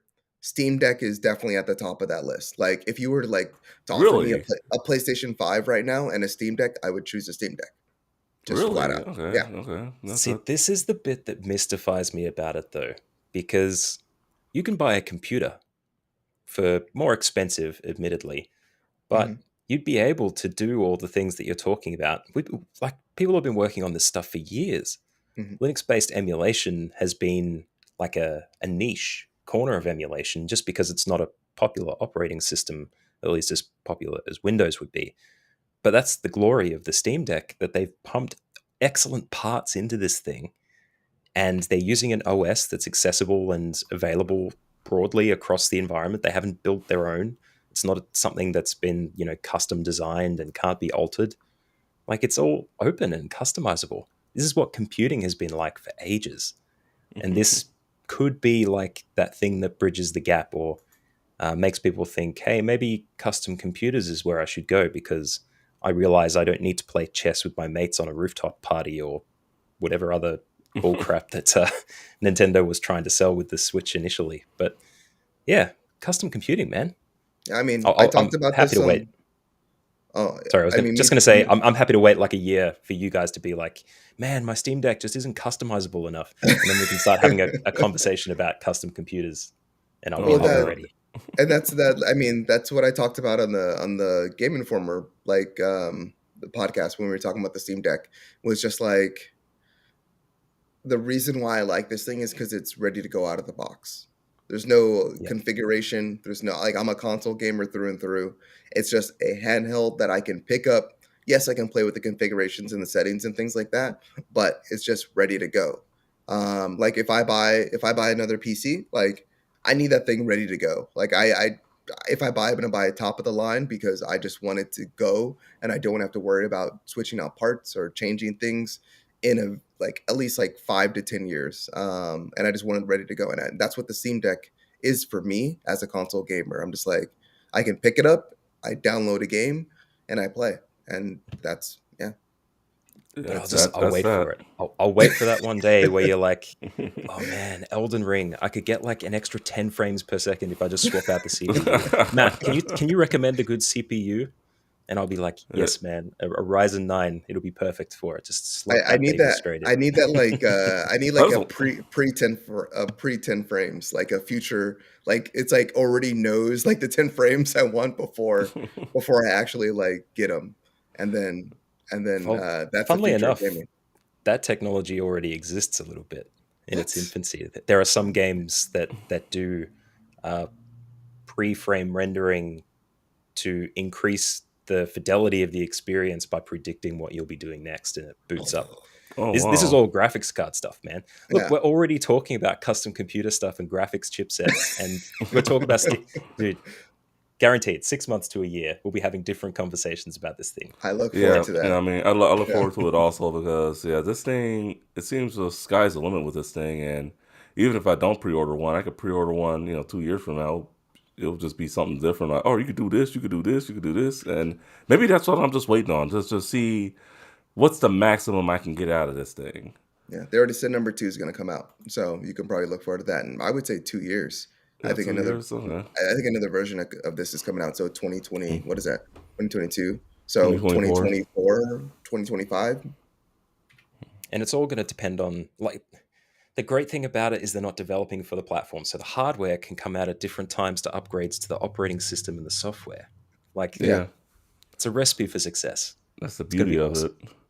All right, so let's get into this week's discussions. We had a couple of showcases, and the first one we're going to talk about is PlayStation State of Play, Hogwarts Legacy, which is a new game from WB based on the Harry Potter series, and they had a 20-minute showcase on this, and it looks like a good game for the most part. I mean, me personally, I'm just gonna be honest with you. I am not the biggest Harry Potter fan. My wife loves it, but me personally, it's just not my cup of tea when it comes to the films and all that good stuff. But uh, I was blown away by some of the gameplay that I saw, like what you could do. Just joining the academy, becoming either a wizard or a witch or whatnot. And I know this game is coming out in fall. It's coming out around the time of Gotham Knights, I believe. So I don't know if that will be a conflict with its timing coming out, unless we get a delay alert or something. But This is coming out in December though, so I don't December. think So all it right. should be a So conflict. All right, so it shouldn't be complicated. Yeah, Gotham Knights is scheduled to come out sooner. So, um, Look, I think this is going. They're building a game that seems to be like a full experience that could continue beyond whatever linear aspects they're trying to embed into it. Because it's like a full school year. Like they're saying, it's you're joining quite late in the wizarding school year as the main character, which can be built with a character creator, by the way. So you can, do build the person that you are or the person that you would want to be in Hogwarts. And you go to classes, you research animals in a Pokedex kind of thing. You create potions, upgrade gear. You walk around familiar environments like we're seeing on screen in the video version of this podcast at the moment. And the animals are all different. There's an open world beyond the school that you can go to. Like, it's just a ridiculous amount of stuff. There's going to be way more than just one linear experience that's 40 hours and you're done. I think they really want to build some immersion into it. Yeah, I mean, this is like they very much could have gone the route where, I mean, there's been plenty of Harry Potter games, but they could have very much like just built that all-encompassing Harry Potter game where, you're experiencing Harry from the beginning to the end, and you experience that story. But the fact that this is set like 100 plus years before that story, which is very much a prequel to all of that, is going to be excellent. We really haven't really explored that, they touched base on the Goblin War in the books and stuff like that, but just having, yeah, just being able to experience it and then them building a game around it and then really filling in, all the in betweens within that is going to be absolutely incredible. The game trailer, the state of play blew my mind. I was so much more than I was expecting, and it really seems like an immersive RPG. Like it almost seems like an MMO, just in terms of like how Yeah. much and the scope of the full game. It blew my mind. Yeah. It's like a Lost Ark, but for wizarding nerds. Yeah. Maybe. And I'm not I'm not the biggest Harry Potter fan. Like the books, I dabbled in the first book like a little bit here and there, but like yeah, just the movies didn't really capture me either. Like I watched all the movies and everything, but the world is what encaptured me and like just really made me excited to go watch those movies. It was never Harry Potter. Like I give a fuck about Harry Potter. I don't care. Little orphan kid, forget about it. Yeah, Yeah, like a little just scar on his head. Like I don't care, but that just whole world and the way they brought to life that world within the movies is always what captured me. And I was always like, I always want to see the next thing, and then them bringing that to life in the game is what makes me excited. And I'm really them just like flushing that out even more so, where I'm going to get to experience it at my own pace and at my own leisure and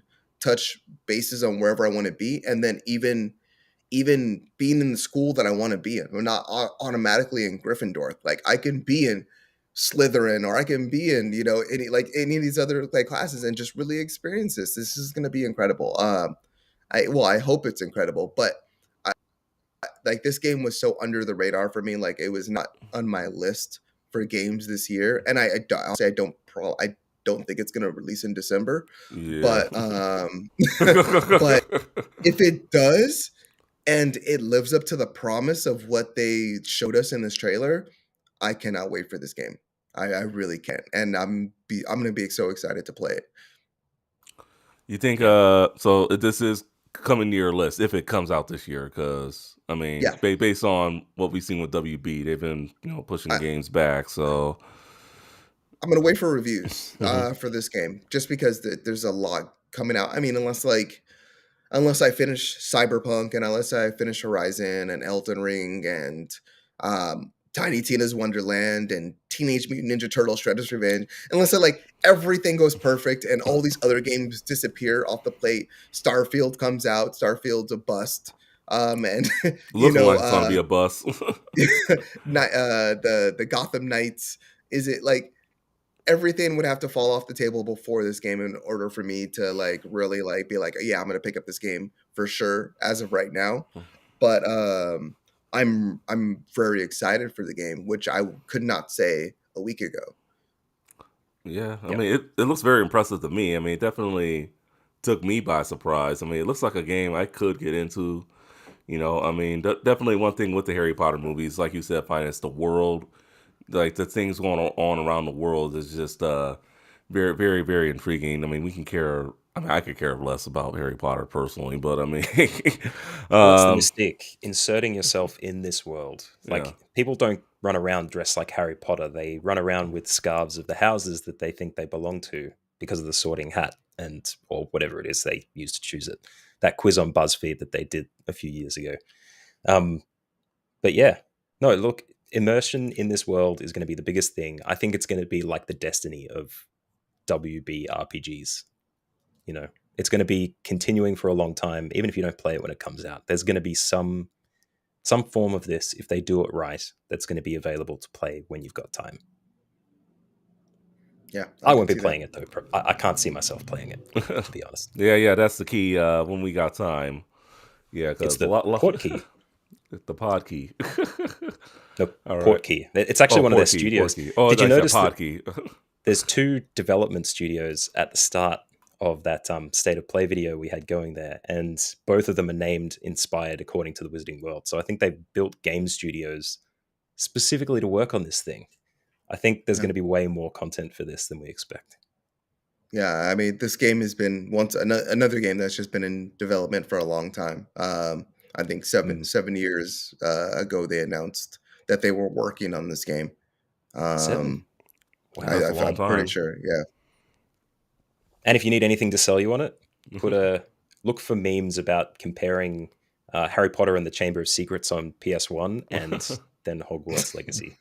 And that seems to be what everyone's resting their hat on at the moment. yeah. For just speaking to this real quickly before we move on, but for all those people that like say they're not going to play this game because of the creator, um, really, like this is like honestly beyond that. Like this, the creator had his books. You've already read them. You've already given him his money. This is a world that exists now because of him. You talking But about J.K. Rowling? yeah, or I'm sorry. It's the woman. I'm sorry. You mean the person who wrote the books that Yeah, had a very strong, outspoken anti-transitioning message? Oh yeah. yeah. I'm sorry. Did I Oh say he? yeah. Yeah, you Yeah. did. Yeah. Okay. It's Yeah. a she. Yeah. Yeah. I was confused. I Yeah, thought it might have been someone else who'd done something dastardly around the Harry Potter series, which wouldn't have surprised me, to be honest. Like, yeah, JK just came out of the woodwork with that stuff, and people were like, "Whoa, hang on, this is yeah, my childhood beloved franchise, and you're just taking a big, yeah. you're turning all over it because you're saying all these things that you intended throughout the writing." But what you're saying is right. Like, they didn't mention J.K. Rowling at all hmm with this game. They've yeah. distanced themselves quite adequately from it, I think. And they're absolutely trying to. And I just like, if you were a Harry Potter fan, like, and you've distanced yourself because of everything that's happened, I wouldn't.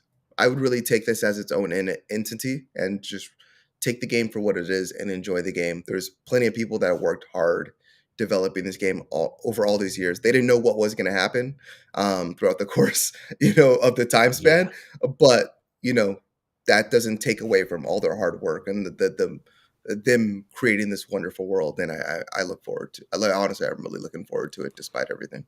Yeah, me too. I'm looking forward to see how well it does, and just like you, I just got to see reviews, see if it's a game that yeah, worth time, and if I have the time, because my time's pretty limited, so dipping into a 100-hour game is But WB coming with the hitters. I mean, yeah, Suicide Squad. We have we have the Harry Potter, and then we also have Gotham Knights, all from yeah, WB. yeah, They've yeah. been So hitting strong for years, man. Shadow of Yeah, Mordor, Mad yeah, Max, it's true. all yeah, winners. they've had some bangers for the most part. All right, and then moving on, Xbox had a showcase this past week for some indie games, and I want to scroll through them real quick. Um, Paradise Killer, the developer for that game, Fellow Traveler, put out some games that are coming out. Kraken Academy, which is coming out next week. Citizen Sleeper, Bacon Pines. That's something to look forward to. The Escape Room. What else was announced? Wrestle Quest, an RPG wrestling game. I know Mr. Madness was very excited about this because it actually has real life wrestlers in it. Uh, Lost Eidolons. If I said it wrong, I'm sorry. Eidolons, I would say. Eidolons. Chinatown Detective Agency. That looks pretty interesting. That's another game I'd be curious about. And then, there's a game I think we talked about a while back, Cursed to Golf. I Yeah, think that was on. Yeah, we talked about that a while back. That was a Nintendo Indie Direct, I want to say. So, and then Clash Artifacts of Chaos, and then a game we talked about just last week that I'm looking forward to, Trek to Yomi, which That one looks really very good. yeah that I'm really looking forward to, and then Immortality, an interactive movie trilogy. So, and Whalefall, Void Train, There Is No Light, and that appears to be it. If I missed any game, feel free to correct me in the comments, people.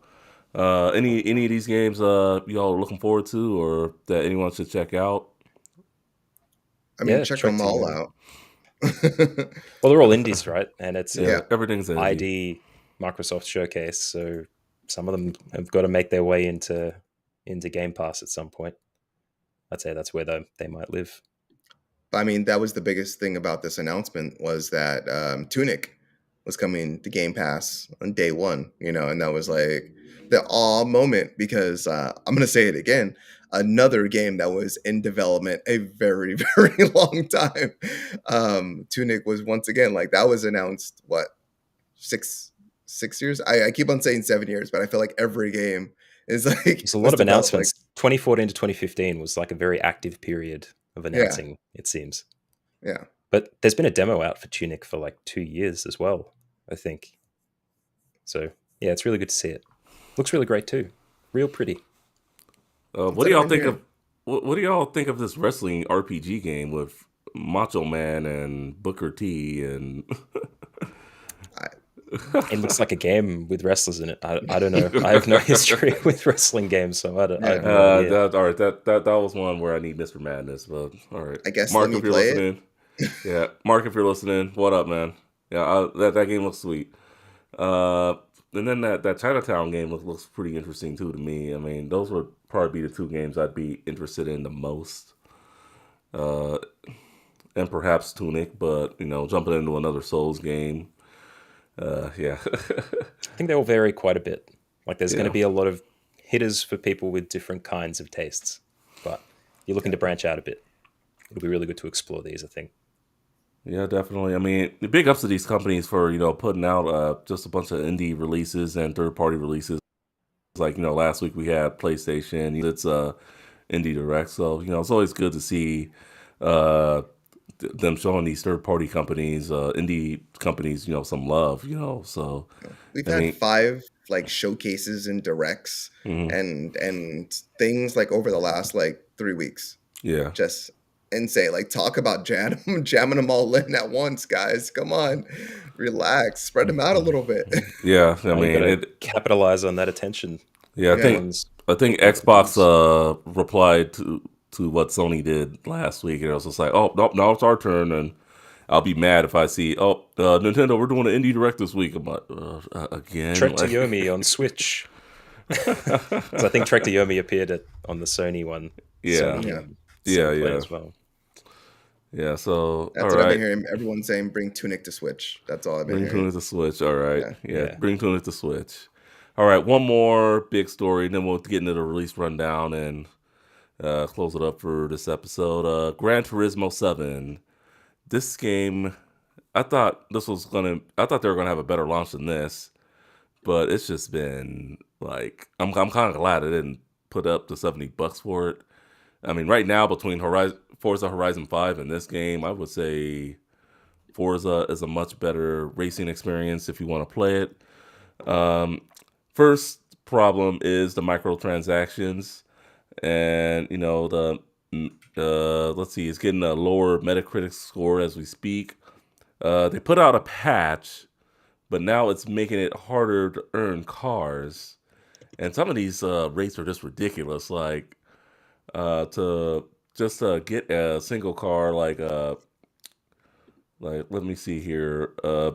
If $20 will get you 2 million credits, but if you want a car for say 3 million credits, you're pretty much gonna have to put up $40 worth of credits just to get that car.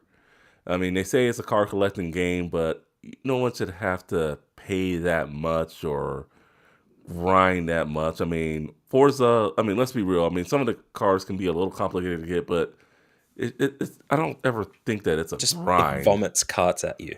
You're like, Yeah, no more cars, please. I've had and no. the thing with this game is if you get duplicate cars, you can't sell them.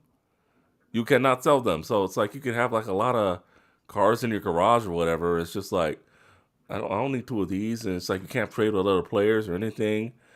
Let me read a little note from the developer, uh, Kazunori Yamauchi. I think I said his name right. Pretty much, he goes on and explains that immediately before the release of the 1.07 update, we discovered an issue where the game would not start properly in some cases with the PS4 and PS5 versions. This was a rare issue that was not seen during the test. So, they wanted to prioritize, the safety, save data of users and all that stuff. This is the reason for the delay, and he sincerely apologizes. Also, in this update, some event rewards have been adjusted. I wanted to explain the reasons going forward. In GT7, I would like the users to enjoy lots of cars and races, even without microtransactions. This is coming from him himself. At the same time, the pricing of the cars is an important element that conveys their value and rarity. So I don't think it's important to be linked with real world prices. I want to make GT7 a game in which you can enjoy a variety of cars, lots of different ways and possible. Would like to avoid a situation where a player must mechanically keep replaying certain events over and over again. I'm not going to read the rest of it, but this is He's not what it's. basically he's saying, look, if we were designing the perfect game, we know what it would be like, but he wants to convey his vision. This is probably just like what I think it was Miyazaki talked about Elden Ring in the same way. Like he realizes that there are people who don't necessarily mesh with the type of game he's making, but it's about challenge and it's about coming back from failure to a rewarding experience. And here he's trying to say, this isn't your Forza Horizon 5. This is uh, your car simulator game, and we're simulating pricing structures and rarity and scarcity of vehicles and things like that. And that's the design decision that they made. But it also sounds like through the statement that he's not mad keen about the microtransactions either. Yeah. But it's the only way that they can push that scarcity in the game to, that the thing that allows you to acquire them, they have to hold you back a bit if they want to make that value seem greater. And But it could just be held back by the way that you have to play the game. It's not varied enough to make it work. yeah. And I'm totally down for them holding back games based on rarity. But Mhm. for like your most expensive cars, I've let's see, who was it that Is there a Bugatti Veyron in there? I assume there Because would that's be. Yeah. that'd But be high up there.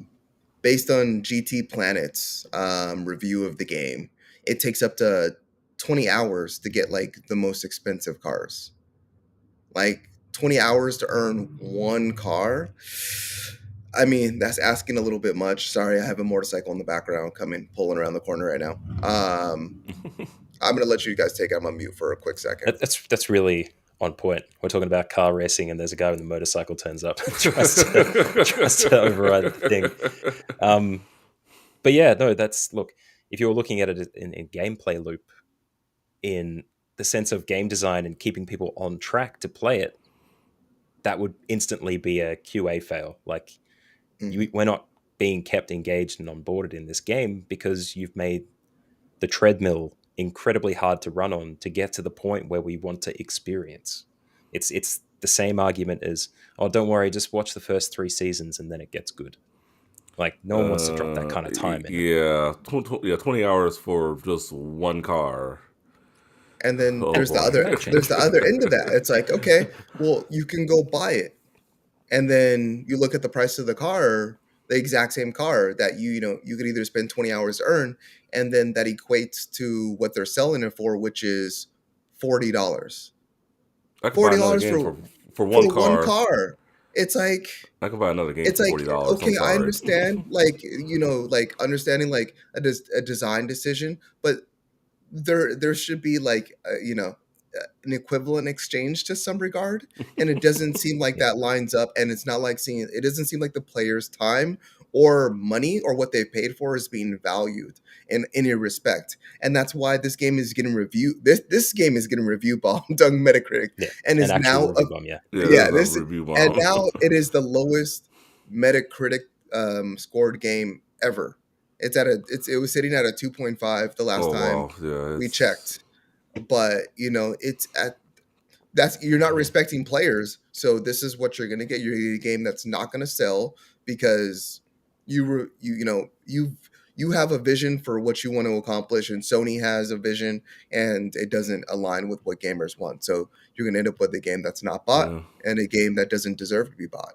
And I mean, in my personal opinion. yeah. I'm not buying this now. I mean, based on what's been going on with this, you know, just I'll stick to GT Sport that I got, you know, in my drawer right there. But But And I hear maybe the it's not for gameplay's you. fantastic. yeah, Maybe it's not a game for you. Maybe it's a game that they're using the mobile gaming model to sell, where you're going to have people who jump on board for the easy bit, off board when they've had enough because they don't have the time or the money, and then they just have, you know, a few thousand whales who are dropping hundreds and hundreds of dollars into it because they don't have the time, but they do have the funds to feed into this thing so they can get what they want. Then all of a but sudden you've got like 90% of your game funded by like 10 people, and then the other 10% is but it coming already from costs community. $70 to buy the game. Yeah, that's what I was gonna say. It's like at least most Yeah, mobile games are free. yeah. Like So if they're out doing the this, out the like they need to game. make it free or like $10 or something. I mean, it's Look, it'll get cheaper over time. I don't think we've seen games stay at full price for longer than 6 months after their release, even if they unless it's are Nintendo. first-party titles like this, except for Nintendo, of course. But The another exception to the rule. theory here that I've just like, it kind of connects a little bit, and with the way that NFTs and crypto stuff has been going recently, the whole play to earn aspect of uh, like crypto accumulation and NFTs and things like that in games. That's what people have been entertaining for a while, but nobody likes it. It's kind of the same model that they're doing here, though. Maybe they're testing to see if the NFT and crypto space is viable in a AAA gaming platform by testing out the play to earn scenario and seeing what the uptake is like. And clearly nobody wants it. But there Yeah. might be some ulterior motive here where all of a sudden in a month or 2 months, the gameplay style completely shifts on its head because they've got the data they need to figure out if they want to go into crypto for play to earn stuff in games, and then they'll just move on. I would say just on my last point on this also, you know, this game is also this game has also been in development for a very long time. Um, 2015? yeah, Seems 7 like years. every 7 game we've been years. talking about on this podcast today has been in development for a very long time. But you know, Gran Turismo very much has had a track record of having like you know, real life cars like within their games and things like that, even to the point where like in the older Gran Turismos, Gran Turismo 3 I believe was the first one to show like physical damage in the cars, but prior to that, like all the car manufacturers didn't allow for damage to be shown on their cars. So I think very much like the pricing is actually could be a factor of them having a lot of these real world cars within their games, pay for licensings and things of that nature to actually have these cars. And if they are showing, I don't know if there's how much damage they show within this game. But if they are showing damage to that and things like that, it could be all a result of like, hey, we want your car in our game, so we're going to pay you X amount of money. So since we're going to do this, we have to, replace those, spend funds in other ways. So we're going to push that back onto the gamer. It's just my skeptical, ness coming in. It's how capitalism works, right? Yeah. Yeah, well, I mean, Sony's having one great game, killing it with Horizon Forbidden West, and then it's just like Gran Turismo 7 comes out, and oh boy, it's just like it can do. It could be a lot better. All right, so with There's that plenty more being, coming. yeah, there is plenty more coming. So with that being said, I just had to step out for a minute. Before we get into the release rundown, what games later on this year are you looking forward to, Matt? God of War Ragnarok. Ragnarok for the Ragnarok, and then God of War for PC you've been playing too, and that's been very great. I know for me, definitely that Cowabunga collection. I was a little disappointed on the dead drop. How you just kind of you were just like, 13 games in one. Could have at least ran through all the names of them, but Dude, for anyone listening who doesn't know, I run a podcast called The Dead Drop that covers as many news articles as possible across the gaming industry to it's try very and great. give you what you need. Thanks, man. To give you what you need in under 10 minutes, and it would have occupied a very large chunk of time for me to list off all 13 of those games. That's why the show notes are excellent in those in those episodes, and you can click through and find the stuff that you need if you want to find out more. All It's the right. only reason that it didn't make it in there. Like it All would have right. taken a good 2 to 3 minutes to say more.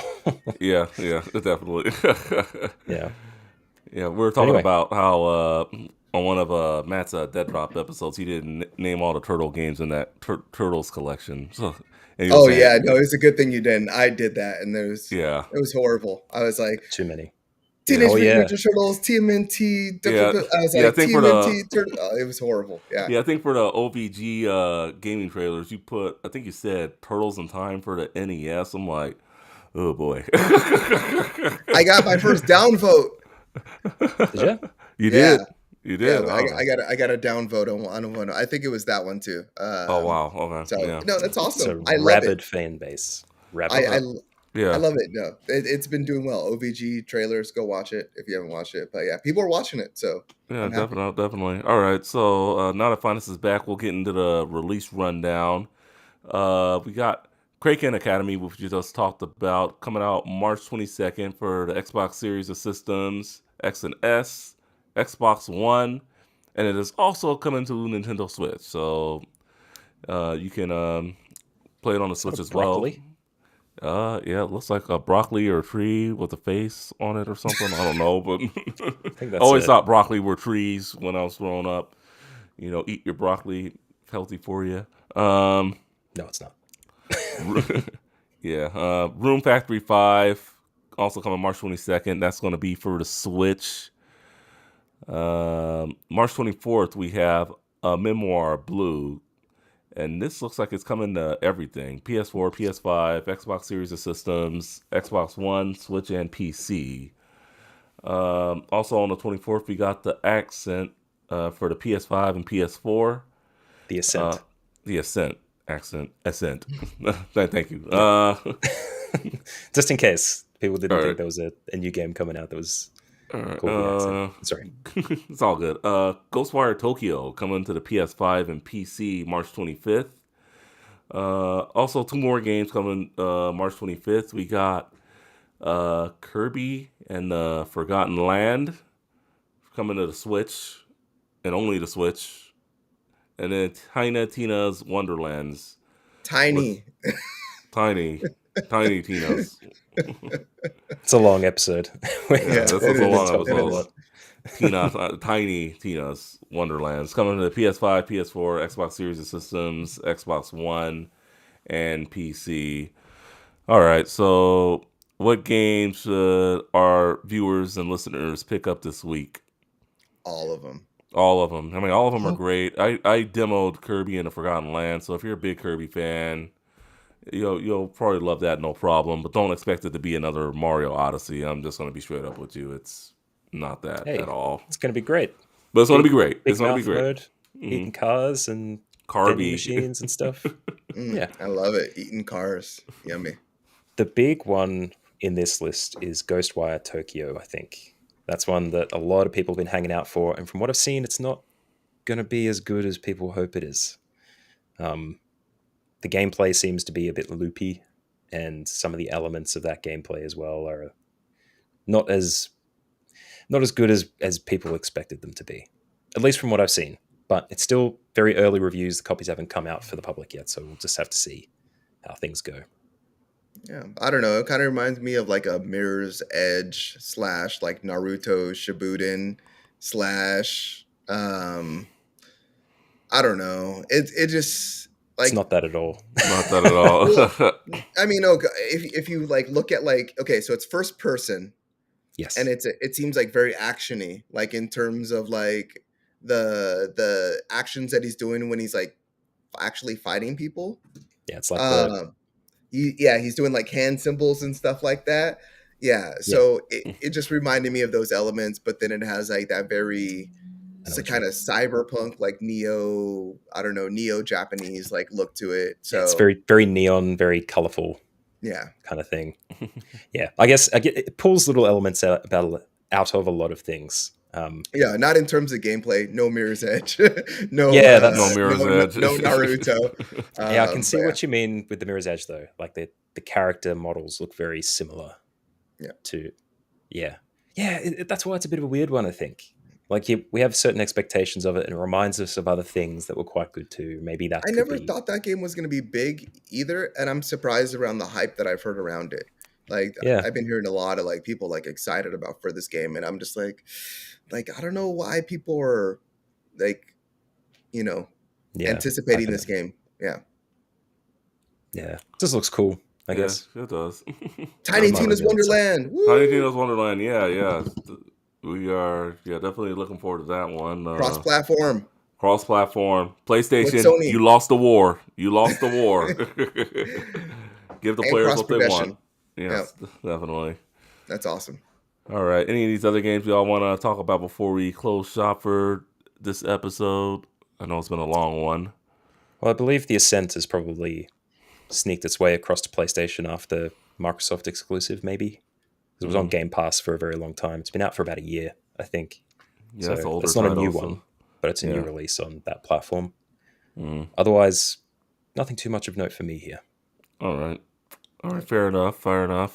All right. And then that will do it for today's episode of the Game & Watch podcast. Definitely check out the show notes to see where the articles came from, what we talked about today. For Finest Stabs, a.k.a. OVG Gaming, and Matthew Bliss, a.k.a. the Professor of Time Preservation, I'm Justin Reed, a.k.a. Too Tall for You Fool, saying so long.